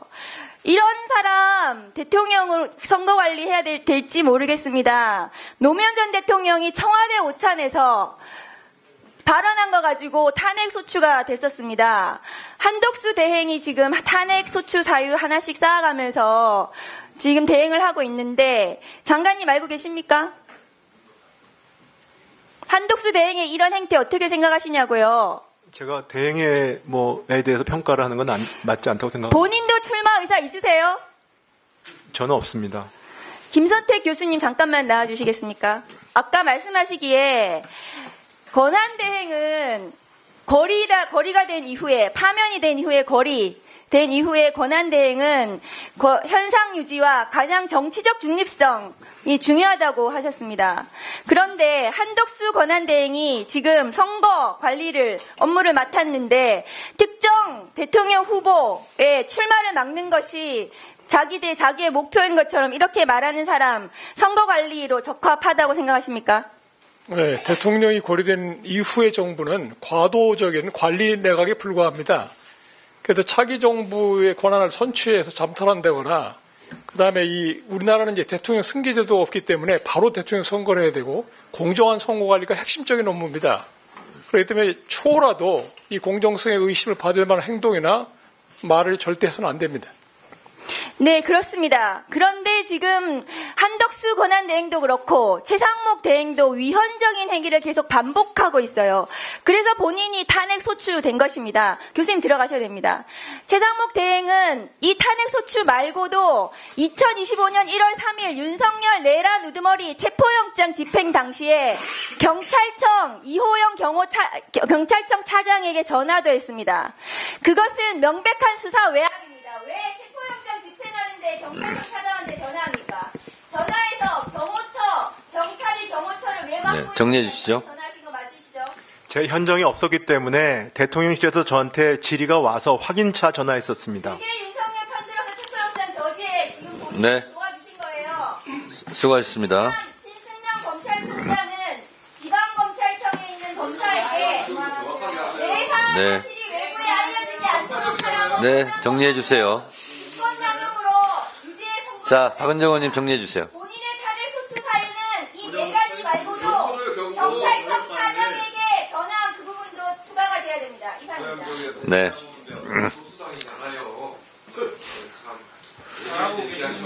방금 곽기태 의원이 귀엽게 저한테 말씀하셨는데 앞으로 계속 그렇게 해주세요. 네. 김기표 의원님 신문하세요. 경기도 부천시의회 김기표입니다. 최상무 기재부 장관님. 네. 2024년 12월 27일 한덕수 총리가 탄핵되면서 권한대행이 됐죠? 그렇습니다. 그 전날 마은혁 헌법재판관이 국회에서 국회에서 마은혁 재판관을 선출을 했습니다. 알고 계시죠? 그 전날이에요? 네, 뭐 세 분 다 한 걸로 알고 그렇죠. 있습니다. 예. 그 후에 2025년 3월 24일 한덕수 총리가 복귀하면서 대행 기간이 날수로 따지면 한 88일 정도 되는 것 같더군요. 그렇게 돼서 권한대행 그만둘 때까지 마은혁 재판관 임명을 안 한 건 사실이죠? 두 분은 임명을 했습니다. 제가 묻는 것은 마은혁 재판관을 묻고 있습니다. 임명하지 않았죠? 임명하려고 노력했었습니다. 왜 임명을 안 했습니까? 그 당시에 제가 밝힌 것처럼 제 전임자가 일단 당시에 대행이 임명할 권한이 제약되기 때문에 여야 합의가 헌정사 가능이라고 말씀하시고 하셨습니다. 그래서 그걸 제가 따르기 위해서 따르려면은 여야 합의가 확인된 두 분은 하고요. 아니죠. 나머지 한 분은 확인해 달라고 제가 말씀을 드렸습니다. 최상목 당시 장관이 권한대행이지 지금 탄핵 소추돼서 직무 정지된 사람이 권한대행입니까? 전임자가 어떻든 간에 지금 권한을 가진 사람은 본인이잖아요. 본인이 판단해야죠. 전임자가 다 맞게 판단합니까? 그렇지만 뭐 제 전임자기 때문에 제가 그분의 대행, 그러니까 제가 그 후임이기 때문에 그걸 존중해야 된다고 생각을 했습니다. 자기 자신이 대행이면 자기 자신의 책임으로 판단하는 겁니다. 전임자가 100% 맞게 판단하는 건지 알 수 없는 상황에서 전임자가 어떻기 때문에 내가 거기에 기속된다? 그게 말이 됩니까? 그래서 최선을 다해서 두 사람을 임명을 한 겁니다. 두 사람은 왜 임명했습니까? 그래야 헌법 절차가 진행된다고 생각을 했습니다. 그럼 마은혁도 임명해야죠. 그렇지만 전임자가 여야 합의를 요구하셨기 때문에 제가 그 부분은 존중해야 된다고 생각을 했습니다. 그럼 전임자가 안 하겠다고 하면 끝까지 안 할 생각이었습니까? 그러면 전임자가 진짜 내가 하루만 더 있었으면 내란했을 텐데 그러고 갔으면 내란했을 거예요? 그거는 비유가 안 된다고 생각합니다. 비유가 되죠. 왜냐하면 말이 안 되는 전임자의 판단이 말이 안 되면 본인이 바꿔서 자신의 권한으로 판단하는 거지. 그게 어떻게 전임자가 그러면 어떤 판단이면 그게 다 기속됩니까? 아니 그러면 두 사람은 헌법재판소가 돌아가기 위해서 두 사람 임명했다면 마은혁도 임명해야죠. 왜 그걸 안 해요? 당연히 해야죠. 여야 합의를 기다리고 있었습니다. 마지막 한 분은요. 네? 뭐라고요? 여야 합의를 기다리고 있었습니다. 아니 여야 합의가 필요하다는 규정이 어디에 있습니까? 누가 그 말 하던가요? 누가 그런 조언 하던가요? 제 전임자가 지금 한덕수 총리께서 그러셨습니다. 한덕수 총리가 그러면 전임자가 아무 말이나 해도 다 따라야 되는 거예요? 헌정사의 관행이라고 저희가 알고 있었습니다. 국회에서 무슨 결정을 한 것이 넘어오면 이 법안이든 뭐든 국회에서 몇 표가 찬성이고 몇 표가 반대했다 이거 따져가면서 일합니까? 국가가? 정부가? 국회에서 지금 여야 합의든 아니든 국회 그 기관이 결정해서 지금 보낸 거잖아요. 그것을 여야 합의가 없다고 해서 어떻게 그거를 내가 임명하지 않을 수 있다고 자의적으로 해석합니까? 그러면 권한쟁의 선고가 난 다음에도 지금 며칠입니까? 한 20 며칠 안 했잖아요. 예? 그때는 안 했습니까? 헌재 재판 제가 처음에 두 분을 임명할 때 아까 말씀드렸지만 많은 국무위원들이 반발을 했습니다. 근데 국무회의가 제대로 작동이 되려면 국무회의도 헌법기관입니다. 그래서 헌법기관이 작동하는 게 또 저의 또 임무 중에 하나입니다. 마은혁 재판관 임명하는 거와 국무회의 작동하는 거 무슨 관계예요? 헌재는 그때 정상적으로 진행이 되고 있었습니다. 그리고 아니, 제가 잠깐만요. 국무위원들하고 논의해서 조용히 보세요. 하려고 이거 봐요. 노력하고 있었습니다. 지금 딴 얘기 하지 말고 헌법재판소에서 마은혁 재판관을 임명하는 게 맞다고 결정했어요. 그로부터 26일 동안 본인이 임명 안 했어요. 그걸 왜 안 했냐고 묻는데 왜 국무 얘기를 합니까? 헌법재판소에서 결정을 해도 국무회의에서 안 된다고 하면 안 할 겁니까? 앞으로? 설득 중이었습니다. 안 하는 게 아니었습니다. 26일 동안 설득 중이었습니까? 네. 그래서 설득이 안 되면 100일이고 몇 년이고 10년이고 20년이고 안 할 생각이었어요? 그렇지는 않습니다. 그럼 언제 할 생각이었어요? 아니, 지금 언제 하려고 그랬냐고? 아니, 그거는 이제 그 당시 상황을 제가 뭐 다시 가정을 갖고 말씀드릴 수는 아니죠. 없었습니다. 근데 노력을 했습니다. 헌법재판소에서 마은혁을 임명하지 않은 게 잘못이라고 하면 국무회의에 붙일 필요도 없이 그건 바로 임명해야 되는 겁니다. 그런데 국무회의에서 반대하는 의견이 있다고 해서 헌법재판소에서 결정한 것을 따르지 않아요? 그건 어느 나라 법입니까? 의원님, 그게 어느 나라 법이에요? 한덕수 총리가 그렇게 하라고 그 또 결정이 지시했나요? 되고 나서 우리 한 총리의 또 변론도 종결이 됐었습니다. 아니, 그래서 한 말이 되는 소리 해야죠. 헌법재판소에서 결정한 걸 왜 국무위원들이 반대한다고 안 합니까? 그게 말이 됩니까? 논리적으로 얘기를 하세요. 자, 정리하시죠. 누가 못하게 하든가요? 그런 사람 없습니다. 없었다면서 왜 또 안 돼? 아까 뭐 자, 정리해 주시죠. 앞으로도 그럼 제가 뭐 하나 물어보죠. 헌법재판소에 결정하면 앞으로도 국무위원들이 반대하면 안 따를 겁니까? 반대하면 안 따르는 게 아니고요. 국무위원들 설득을 해서 설득하는 과정 시간이 걸렸다는 말씀을 드리는 겁니다. 정리하시죠. 자, 우리 최상목 장관님. 네네. 대통령 권한 대행의 대자는 대신할 대자지 큰 대자가 아닙니다. 알고 계시죠? 한자를? 알고 있습니다. 네. 그리고 여야 합의가 돼서 임명하지 않았다. 그러면 끝까지 그 입장을 취해야죠.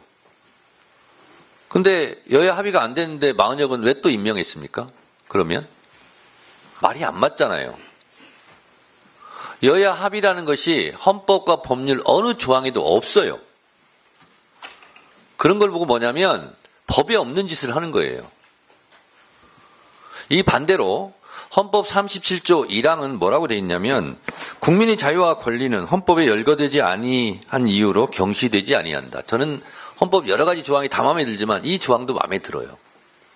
이거는 국민의 기본권에 대해서 열거하지 않았다 하더라도 침해하면 안 된다 하는 것을 반면 교사로 삼는다면 없는 조항까지 들이대면서 그 논리를 들이대는데 그건 무논리고 비상식이에요. 그리고 그 비상식조차 일관성이 없잖아요. 가사, 여야 합의가 안 돼서 임명하지 않았다 그러면 그 입장을 끝까지 견지하시든가. 정부가 일반인, 개인도 이래서는 안 되지만 국가를 책임진다는 정부에서 이렇게 오락가락, 이중잣대 이렇게 하니까 더더욱 국민들한테 질타를 받는 거예요. 이런저런 생각이 있겠지만 이번에 헌재 재판관들도 8명이 본인의 개인적인 생각이 왜 없었겠습니까? 근데 판사의 양심으로 기각 사인을 쓸 수가 없는 거예요. 그렇기 때문에 법대로 한 거지 않습니까? 법을 괜히 만들어 놓는 게 아니에요. 도덕과 양심의 최소한이잖아요. 그래서 이 법은 도덕과 양심의 최소한이기 때문에 최소한 법은 지켜야 된다. 이런 점을 인지해 주셨으면 좋겠습니다. 지금 국무위원들 막 탄핵하시잖아요. 근데 지금 탄핵만 하는 게 아니라 민주당에서 국무위원들 다 고발하고 있습니다. 국무위원 3분의 1을 시민단체가 아니라 민주당에서 고발하셨더라고요. 각기 다른 다양한 이유들을 대서요. 이런 시기로는 문재인 정부에 계셨던 네, 수고했습니다. 위원장이 의원님들의 주장이나 의견에 대해서 반박하거나 그러지는 않습니다. 다만 국민들께서 인식에 오류가 있을 경우는 위원장으로서 그걸 바로잡고자 항상 말씀을 드립니다.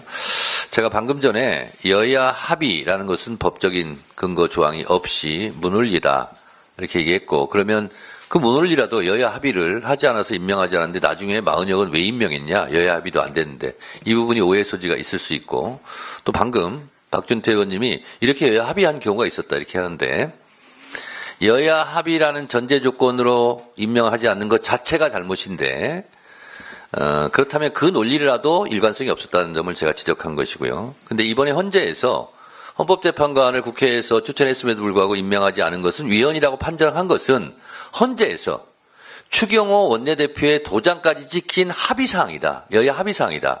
따라서 여야 합의가 돼야 된다는 것도 말이 안 되지만 그것을 가서 인정하더라도 여야 합의는 있었다. 그래서 헌법재판소에서 추경호 원내대표의 도장이 찍힌 합의 문서를 증거로 제시하면서 위헌이다. 이렇게 판정했다는 점을 알려드립니다. 다음은 박지원 의원님 신문해 주시기 바랍니다.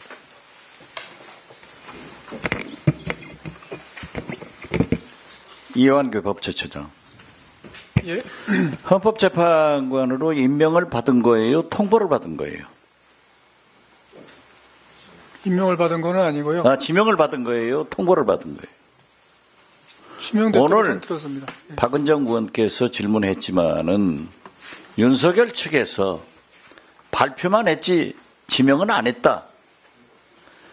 헌법재판 한덕수 측에서 그건 뭐 그렇게 제가 얘기를 말씀드린 게 했는데 좋지 않은 지금 것 헌법재판소에서 권한쟁의를 앞두고 이게 얼마나 혼돈스러운 얘기야.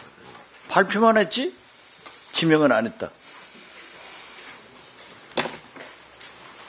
이게 도대체 법꾸라지라는 말이 있는데 한덕수 대행은 뱀장어 대가리에 참기름 바라는 소리예요.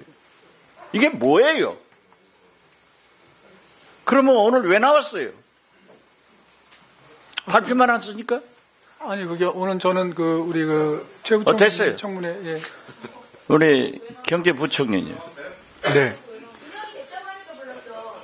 지금 아까 우리 동료 의원들이 질문하니까 곧 사퇴한다라고 하셨죠. 뭐 임기가 지금 윤석열 정부가 지금 남았기 때문에 그 상황에서 저 최선을 다하겠다. 아니 그런데 아까도 자꾸 얘기했지만 핸드폰 가지고도 그렇게 말씀을 진짜 천재스러워요. 그건 짱구 발언이 아니잖아요. 사퇴한다 했는데 만약에 현재 국회에서 탄핵이 의결되면은 사퇴할 거예요?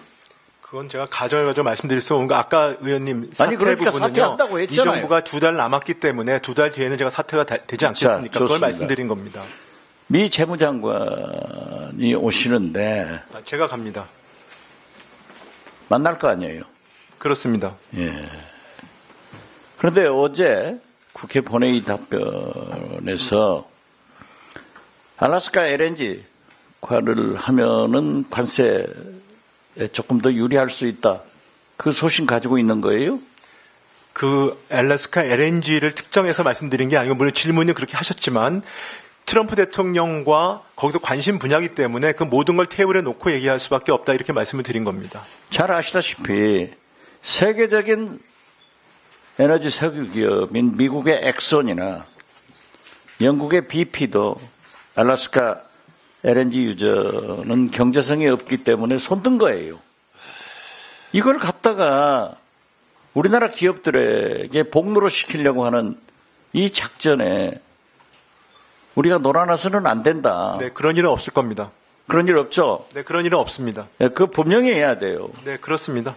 지금 제가 보기에는 트럼프 대통령이 한덕수 대행과 그 전화하면서 대통령 나오냐 얘기한 것은 상당히 전략적으로 역시 트럼프다운 질문이다.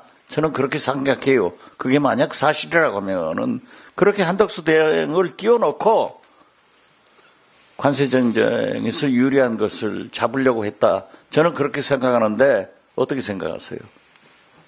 글쎄, 그건 제가 왜냐면 그 부분을 잘 모르기 때문에 판단은 어렵고요. 다만 그렇게 양 정상이 통화했기 기가 막히게 때문에 빠져나갈 그걸 하면 안 돼요. 사실 말이죠. 보세요. 한덕수 대행은 국회에서 합법적인 청문회를 통해서 추천된 세 분의 헌법재판관을 임명하지 않아가지고 탄핵당했죠. 그렇습니다. 예, 그랬죠. 네. 우리 최상목 대행은 헌법에도 국회법에도 없는 여야 합의가 안 돼 있으니까 마은혁 그리고 마영주 헌법대법관은 임명 안 했죠. 그리고 네. 헌법재판소에서 전원일치로 인용됐는데도 임명 안 했죠. 임명하려는 노력했습니다. 노력하면 뭐해요? 누구하고 노력해요? 안 했죠. 응? 그러나 이게 있어요. 최상목 대이 두 분을 임명해 줌으로써 헌법재판소가 아까도 얘기했지만은 8인 체제로 정상화됐고 또 8인 체제에서 윤석열을 8대 0으로 파면했기 때문에 지금 어떤 의미에서 보면 부총리는 보수에서 공적이에요. 안 하려면 3명 다 안 해야지. 조한창 정리해 주세요. 그분들도 여야 합의가 안 됐는데 2명을 임명해가지고 헌법재판소에서 8대 0 만들었다. 그래서 보수에서 공적이에요. 그리고 진보에서는 야당에서는 왜 마은혁 재판관 임명하지 않았냐 이렇게 해가지고 양쪽에서 협평을 받는데 그 문제에 대해서는 어디에 여야가 합의해야 임명한다 하는 법이 있어요. 네, 정리해 주시기 바랍니다. 말씀해보세요. 네. 한덕수 대행께서 그 여야 합의를 요청을 했습니다. 그게 헌정사의 관행이라고 말씀을 하셨습니다. 돌아가지고 마은혁, 마영주 다 임명해요? 여야 합의했나요? 자, 정리해 주시고요. 그 당시에 그렇게 말씀하셨습니다. 자, 수고하셨습니다. 다음은 이성윤 의원님 질의해 주세요. 예. 전주시의회 국회의원 이성윤입니다. 기재부 장관. 네. 제가 앞에 의원들의 질문을 듣다 보니까 국민들이 복창이 터지겠어요. 예? 윤석열 존경합니까? 대학 다닐 때 같이 다녔잖아요. 대학 다닐 때 그때 몰랐습니다. 형이라겠습니까? 대학 다닐 때 몰랐습니다. 몰랐어요? 전혀 몰랐습니다. 상모가 상모하는 거 맞아요? 네? 상모가 이렇게 부른 거 맞아요? 아닙니다. 윤석열 존경합니까? 윤석열 용산 대통령이 파면된 이유가 뭐냐? 아시죠? 네. 바로 남 탓했기 때문에 그럽니다. 국민 탓, 국회 탓, 야당 탓. 그것 때문에 파면된 거예요. 지금 답변 내내 남 탓이에요. 채권을 왜 샀습니까? 추천이 들어왔어. 왜 마은혁 임명 안 했습니까? 전임의 의견을 받아서. 여야 합의가 안 돼서. 심지어 휴대폰을 왜 바꿨습니까? 휴대폰이 고장나서. 그렇지. 휴대폰이 잘못됐어요. 왜 남 탓을 그렇게 합니까? 국정 내내 그렇게 했습니까? 직무대행 하는 기간 내내 그렇게 남 탓하고 그렇게 했습니까? 그렇지는 않습니다. 그럼 뭡니까? 하루 종일 오늘 오전 내내 남 탓하고 심지어 휴대폰까지 탓하고는 보고 너무 황당할 정도까지. 아니 이러니까 국민들이 내란이 지나면 안 됐다고 보는 겁니다. 왜 남 탓을 그렇게 해요? 전 사실대로 오늘 말씀드렸습니다. 보니까 최상목 장관이 파면될 이유가 똑같습니다. 윤석열하고. 윤석열은 남 탓하다가 파면됐어요. 최상목 장관도 남 탓하다가 파면된 겁니다. 지금 보니까. 마은혁 임명하는 거 이런 거 다 남 탓하다 끝난 거예요. 예? 자 하나만 보겠습니다. 우리 경찰청 서울청장 대행. 네, 서울청장 대행입니다. 서울청장 대행을 임명하셨죠? 올해 2월에 임명하셨죠? 네, 그렇습니다. 직접 임명했습니까? 제가 결제했습니다. 서울청장 언제 만났습니까? 정확히 제 질문을 이해 못했습니다. 언제부터 알게 됐냐고 물었습니다. 기획재정부에 그때 출입을 했었습니다. 네. 정부 예금 행사 때부터 만난 거죠? 네, 그때 알았습니다. 네. 그 몇 년 됐습니까? 벌써 그때 몇 년도입니까? 그때 안대가 2006년도에 2006년도 지금까지 교분을 나누고 있었습니까? 그렇지는 않습니다.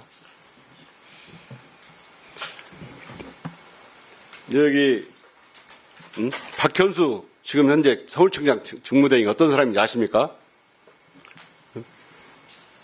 저분이 12.3 내란 때 뭘 했는지 아십니까? 확인해 보셨어요? 지난번에 국회에서 한번 어느 국회의원께서 질의하실 때 들었습니다. 12.3 내란 때 조지오 경찰청장이 윤석열을 만나고 계엄이 선포되고 그러자 조지오 청장이 박현수 전화를 합니다. 그다음 박현수 경찰국장이었죠. 경찰국장이 다시 경비국장 전화해가지고 2분 후에 바로 국회가 전면 봉쇄가 돼요. 박현수 국장? 네. 그때 무슨 내용을 통화를 했습니까? 그 부분은 제가 수차례 말씀을 드렸지만은요. 그 당시에 계엄이라는 초유의 상황이 발생을 했고 그 당시 무슨 얘기를 했냐고 묻지 않습니까? 예, 집에서 출근을 안부 전화했습니까? 집에서 출근을 하면서 제가 그 당시에 경찰국장으로서 됐습니다. 그 계엄이 긴박한 상황에서 안부 전화했다고요? 안부 전화한 건 아닙니다. 내란 임무 중요 종사자입니다. 이런 종사자를 갖다가 지금 수사받고 있죠. 네, 그 조사받고 있죠. 입건됐죠. 참고인사를 3회 받은 바 있습니다. 공무원법에 보면 국가공무원법에 보면 수사받은 자를 직위해줘야 돼요. 그런데 최상목 대행은 장관은 대행 시절에 저런 내란 수계를 위해서 중요 임무를 수행한 경찰국장을 바로 서울경찰청장 대행으로 임명해버렸어요. 승진시켜서. 직위 해제해도 부족한 사람을 승진시킨 겁니다. 이러니까 내란 세력들이 계속 내란을 진행시키기 위해서 알박기 인사한다는 비판을 받는 거예요. 최상목 장관이 바로 이걸 한 겁니다. 응? 그렇지 않습니까? 말씀해보세요. 아니, 적법 절차에 따라서 경찰청장 직무대행과 행안부 장관 직무대행이 제청을 했기 때문에 결정을 한 것입니다. 그것도 남탓이라고 말씀하실 것 같아서 제가 답변하기가 어려워서 그렇습니다. 그러니까요. 이것도 적법 절차에 따라 합니다. 아니, 그런 절차에 따라서 결정을 했다 말씀을 드리는 겁니다. 자, 정리해 주시죠. 다음은 박범계 간사님. 네, 신문해 주시죠. 가기 전에 임지봉 교수님.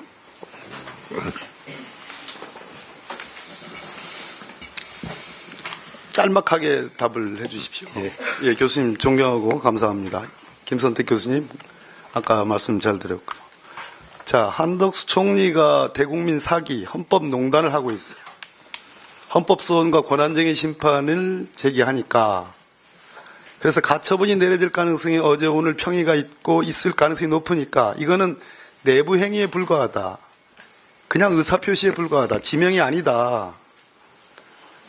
우리는 이것은 지명행위에 가까운 것이고 지명행위에 나가는 것이고 그래서 인사청문 기간이 지나면 임명할 것으로 우리는 알고 있기 때문에 그래서 본인이 대통령도 출마할 수 있고 이런 가상적 정치적 시나리오를 갖고 하는 거기 때문에 이것은 헌법농단이다. 헌법재판소가 이것에 의해서 휘둘려야 되는 겁니까? 교수님. 헌법농단이자 유린이라는 말에 동의합니다. 유린이죠. 예. 일국의 총리가 이런 자입니다. 이런 자가 지금 국민들을 속이고 있어요. 놀리고 있어요. 기만하고 있어요. 한 번만 더 말씀해 주십시오. 제가 말씀드린 그런 논리로 이것은 마땅히 헌법재판소가 권한쟁의 심판이든 헌법소원이든 가처분을 내려야 함이 헌법을 보호하는 그런 차원 아니겠습니까? 그렇습니다. 현재 결정이 있을 것으로 예상이 되고요. 제가 오늘 이 자리에 나온 이유는 그 말씀 드리고 싶어서 나왔어요. 왜냐하면 우리 최상목 부총리님 또 한덕수 지금 국무총리님 두 분 다 권한대행인데요. 이분들이 위헌행위를 이렇게 오랫동안 했잖아요. 최상목 부총리님 같은 경우는 이제 임명장을 줘야 되는데 한 석 달 정도 임명장을 안 줬고 헌재에서 주라고 했는데도 그 이후에도 25일 동안 안 줬어요. 그러니까 매일매일 위헌행위, 위법행위를 했는데 매일매일 이런 거에 대해서 헌재의 어떤 판단이 있어야 앞으로 공직사회에서 공직자들이 앞으로는 위헌행위를 하면 안 되겠구나. 그런 생각을 하게 되는 것이고 헌법연구자로서 저는 그래서 이런 위헌행위에 대해서는 반드시 탄핵 소추를 해서 파면 결정을 받아내야 된다고 생각합니다. 시원한 말씀 감사합니다. 들어가셔도 돼요. 최상목 대행. 네. 2월 27일 날 권한쟁의 심판에 따른 헌법재판소의 대행의 재판관 임명권은 형식적인 권한에 불과하다. 자, 근데 3월 4일 날 국무회의가 열렸습니다. 네, 그렇습니다. 정작 공식적인 국무회의는 언급이 없고 구성원이 똑같은 간담회를 열었어요. 사전에. 네, 그렇습니다. 아까 국무회의 작동의 필요성이 있었다고 그러는데 정식의 국무회의가 아닌 간담회 형식으로 한 이유가 뭐예요? 제가 두 분을 임명하고 나서 국무위원들이 많은 반발이 있었기 때문에 그 뒤에 저희가 제2요구권을 포함해서 모든 결정할 때 국무위원 간담회 통해서 그렇게 했었습니다. 얘기할 줄 알아요. 그거 아닙니다. 국무회의는 헌법상의 기구고 거기에는 법적 구속력이 있기 때문에 그 국무위원들과 공식적으로 마은혁 재판관 임명 문제를 논의 안 한 거예요. 간담회라는 법대 나오셨죠. 그냥 법조인이 아니에요. 법기술, 법꾸라지 같은 기술을 발휘한 거예요. 두 번째, 최상목 대행이 사법부요? 본인이 재판관입니까? 본인이 판사예요? 왜 헌법재판소가 지금 임지봉 교수님 말씀하신 것처럼 2월 27일 날 명백히 임명하지 않는 것은 위헌행위다라고 선언했음에도 불구하고 26일 동안 이렇게 뭉겼습니다. 가짜 국무회의하고 구속력 없는, 그리고 여야 합의 의논을 하는데 그러면 정계선, 조한창 재판관은 소위 말해서 인사청문 때의 여야 합의 공문 외에 권한쟁의 심판 이후에 여야 합의가 있었습니까? 별도로? 두 사람은 여야 합의가 되고 마은혁 재판관은 여야 합의가 안 되고 그랬습니까? 다 변명이에요. 거짓말이고. 이게 오늘날 일국의 경제를 책임진다고 하는 경제부총리의 대국민 거짓말이다. 그렇기 때문에 그 국채 문제 나라를 팔아버리고 시장에 최상목이라는 사람이 2억 원에 가까운 장기 미국채를 환율과 역으로 진행되는 바로 그런 것이 나라를 팔아먹은 거다. 이게 거짓말, 위선, 더군다나 국익은 조금도 생각하지 않는 경제부총리. 경제지표는 또 어때요? 뭘 잘합니까? 미국에 갑니까? 최상목 대회가 없어도, 최상목 부총리 없어도 경제 잘 하려고 하겠어요. 없는 게 나요. 답변해보세요. 네, 의원님 말씀 유념하겠습니다. 다만 한 말씀만 올리면은요, 제가 외화를 갖고 있던 걸 가지고 외화국채 샀기 때문에 환율의 문제는 잘못된 지적이시고, 그다음에 한국 국채를 더 많이 가지고 있습니다. 네. 자, 수고하셨고요. 자, 다른 분들 조용히 해주시고요. 저도 위원장으로서 5분간 저도 질의하도록 하겠습니다. 대통령 권한 대행은 대통령의 권한을 크게 행사하라, 이런 뜻이 아닙니다. 큰 대자가 아니라 대신할 대자라는 거죠. 그런데 이 청개구리 대행들이었어요. 임명하라는 것은 안 하고, 임명하지 말라는 것은 임명하려고 그러고 있습니다. 근데 그것이 법적으로 허용되느냐? 그렇지 않았어요. 저는 여야 합의로 임명해야 된다, 합의가 없었으므로 임명할 수 없다라는 논리도 무법적 논리이고 근거도 없지만 실제로 추경호 원내대표가 도장을 찍어서 국회의장한테 보냈어요. 정계선, 조한창 등 임명해달라고.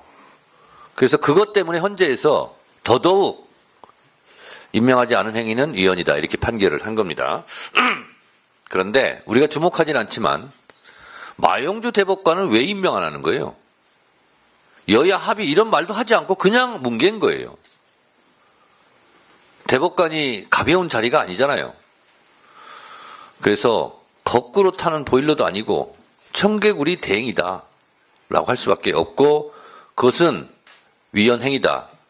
헌법재판소법 67조 국가기관 지방자치단체는 헌재 결정에 기속된다. 이렇게 돼 있어요. 최상목 장관. 네. 기속이라는 뜻을 아세요?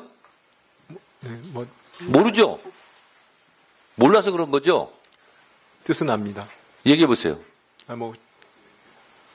기속한다. 얘기해 보세요. 거기에 따라야 된다는 뜻으로 알고 있습니다. 틀렸어요. 그게 사전적 의미가 아니에요. 몰랐구만요. 제가 가르쳐 드릴게요. 기속한다는 것은 남을 강제로 얽매여 자유를 빼앗는다. 이게 사전적 의미예요. 얽매여 있다. 이런 뜻이에요. 그 뜻을 모르니까 그런 거예요. 자, 김선택 교수님께 시간을 나눠서 여쭙겠습니다. 1분간 답변해 주시면 좋겠습니다. 이번 대통령 파면에 대한 헌재 판결에 대한 평가, 그리고 권한대행이 헌재 재판관을 임명하지 않았거나 또는 과도하게 임명한 것에 대해서 입장을 1분간 말씀해 주시기 바랍니다. 말씀해 주세요. 대통령 권한대행의 권한 행사에는 헌법적인 내재적 한계가 있습니다. 아까 말 들어보니까 사고와 고리에 그 헌법에 명시적인 규정이 없어서 저렇게 말씀하시는데 그렇게 말씀하시면 안 되는 거예요. 그 헌법에 있는 모든 권한에는 명시적인 한계가 있고 또 내재적인 한계가 있는 겁니다. 그러니까 대통령이 직무정지가 되거나 고리됐을 때 그 권한대행의 경우에는 해야 될 권한이고 하지 말아야 될 권한이 있어요. 권한대행은 타인의 권한을 행사하는 거고 아주 제한된 한시적인 기간만 권한을 행사하는 겁니다. 그리고 고리됐을 때는 차기 정부를 고려하지 않으면 안 되는 겁니다. 특히 임명권 행사할 때 차기 정부에서 정부를 구성할 수 있는 그 권한을 선취해서 침탈해서 권한 행사를 하면 안 되는 겁니다. 이렇게 명명백백한 법리를 놓고서 이 대국민을 중개되는 이 국회 이 법사위 청문회에서 여러 가지 다른 얘기를 하는 건 정말 이해하기 어렵습니다. 네, 조용히 하세요. 자, 김선택 교수님 감사드리고요. 임지봉 교수님, 권한대행의 권한에 대한 헌법 학회 학자들의 다수설을 좀 말씀해 주시기 바랍니다. 예, 현상유지설이라고 저희들은 부릅니다. 그러니까 권한대행은 대통령 본인이 아니고 임시적으로 대통령의 권한을 부총리 입장에서나 혹은 국무총리 입장에서 대행하는 대행자이기 때문에 대통령의 모든 권한을 행사할 수는 없고 임시적으로 이 권한을 대행하는 내각을 이끌어야 하기 때문에 현상유지적인 소극적인 권한만 행사할 수 있다는 것입니다. 그런데 만약 헌법재판관 후보에 대한 권한 대행의 임명권은 그거는 이제 국회에서 선출해 놓은 분을 형식적으로 임명장만 주는 형식적 임명권이기 때문에 당연히 권한 대행의 현상유지적 권한 행사에 포함될 수 있었던 것이고. 네, 맞습니다. 예, 이번에 헌재는 또 그에 대해서 형식적 임명권일 뿐만 아니라 헌법 111조 3항에서 헌법적 의무가 나온다라고까지 이야기했습니다. 네, 알겠습니다. 저희가 헌재 마지막 참고자료로 조갑재, 정규재, 김진 이런 보수 인사들의 의견도 참고자료로 제출한 바 있습니다. 이분들이 지금까지 입장을 여러분들이 잘 알고 계실 겁니다. 이분들께서는 진정한 정통 보수가 사라졌다라고 지금 한탄하고 있습니다. 조배수 의원님 좋으시겠어요. 그쪽 넘어가시더니. 제가 얘기할 때는 얘기하지 마세요. 자, 그래서 이분들조차 국민의힘이 내란당이라고 걱정하고 있어요. 진정한 보수가 사라지고 극우만이 지금 날뛰고 있다고 이분들의 충고를 우리는 듣고 있습니다. 이분들의 얘기를 국민의힘은 그리고 여러분들은 귀담아 들어주시기 바랍니다.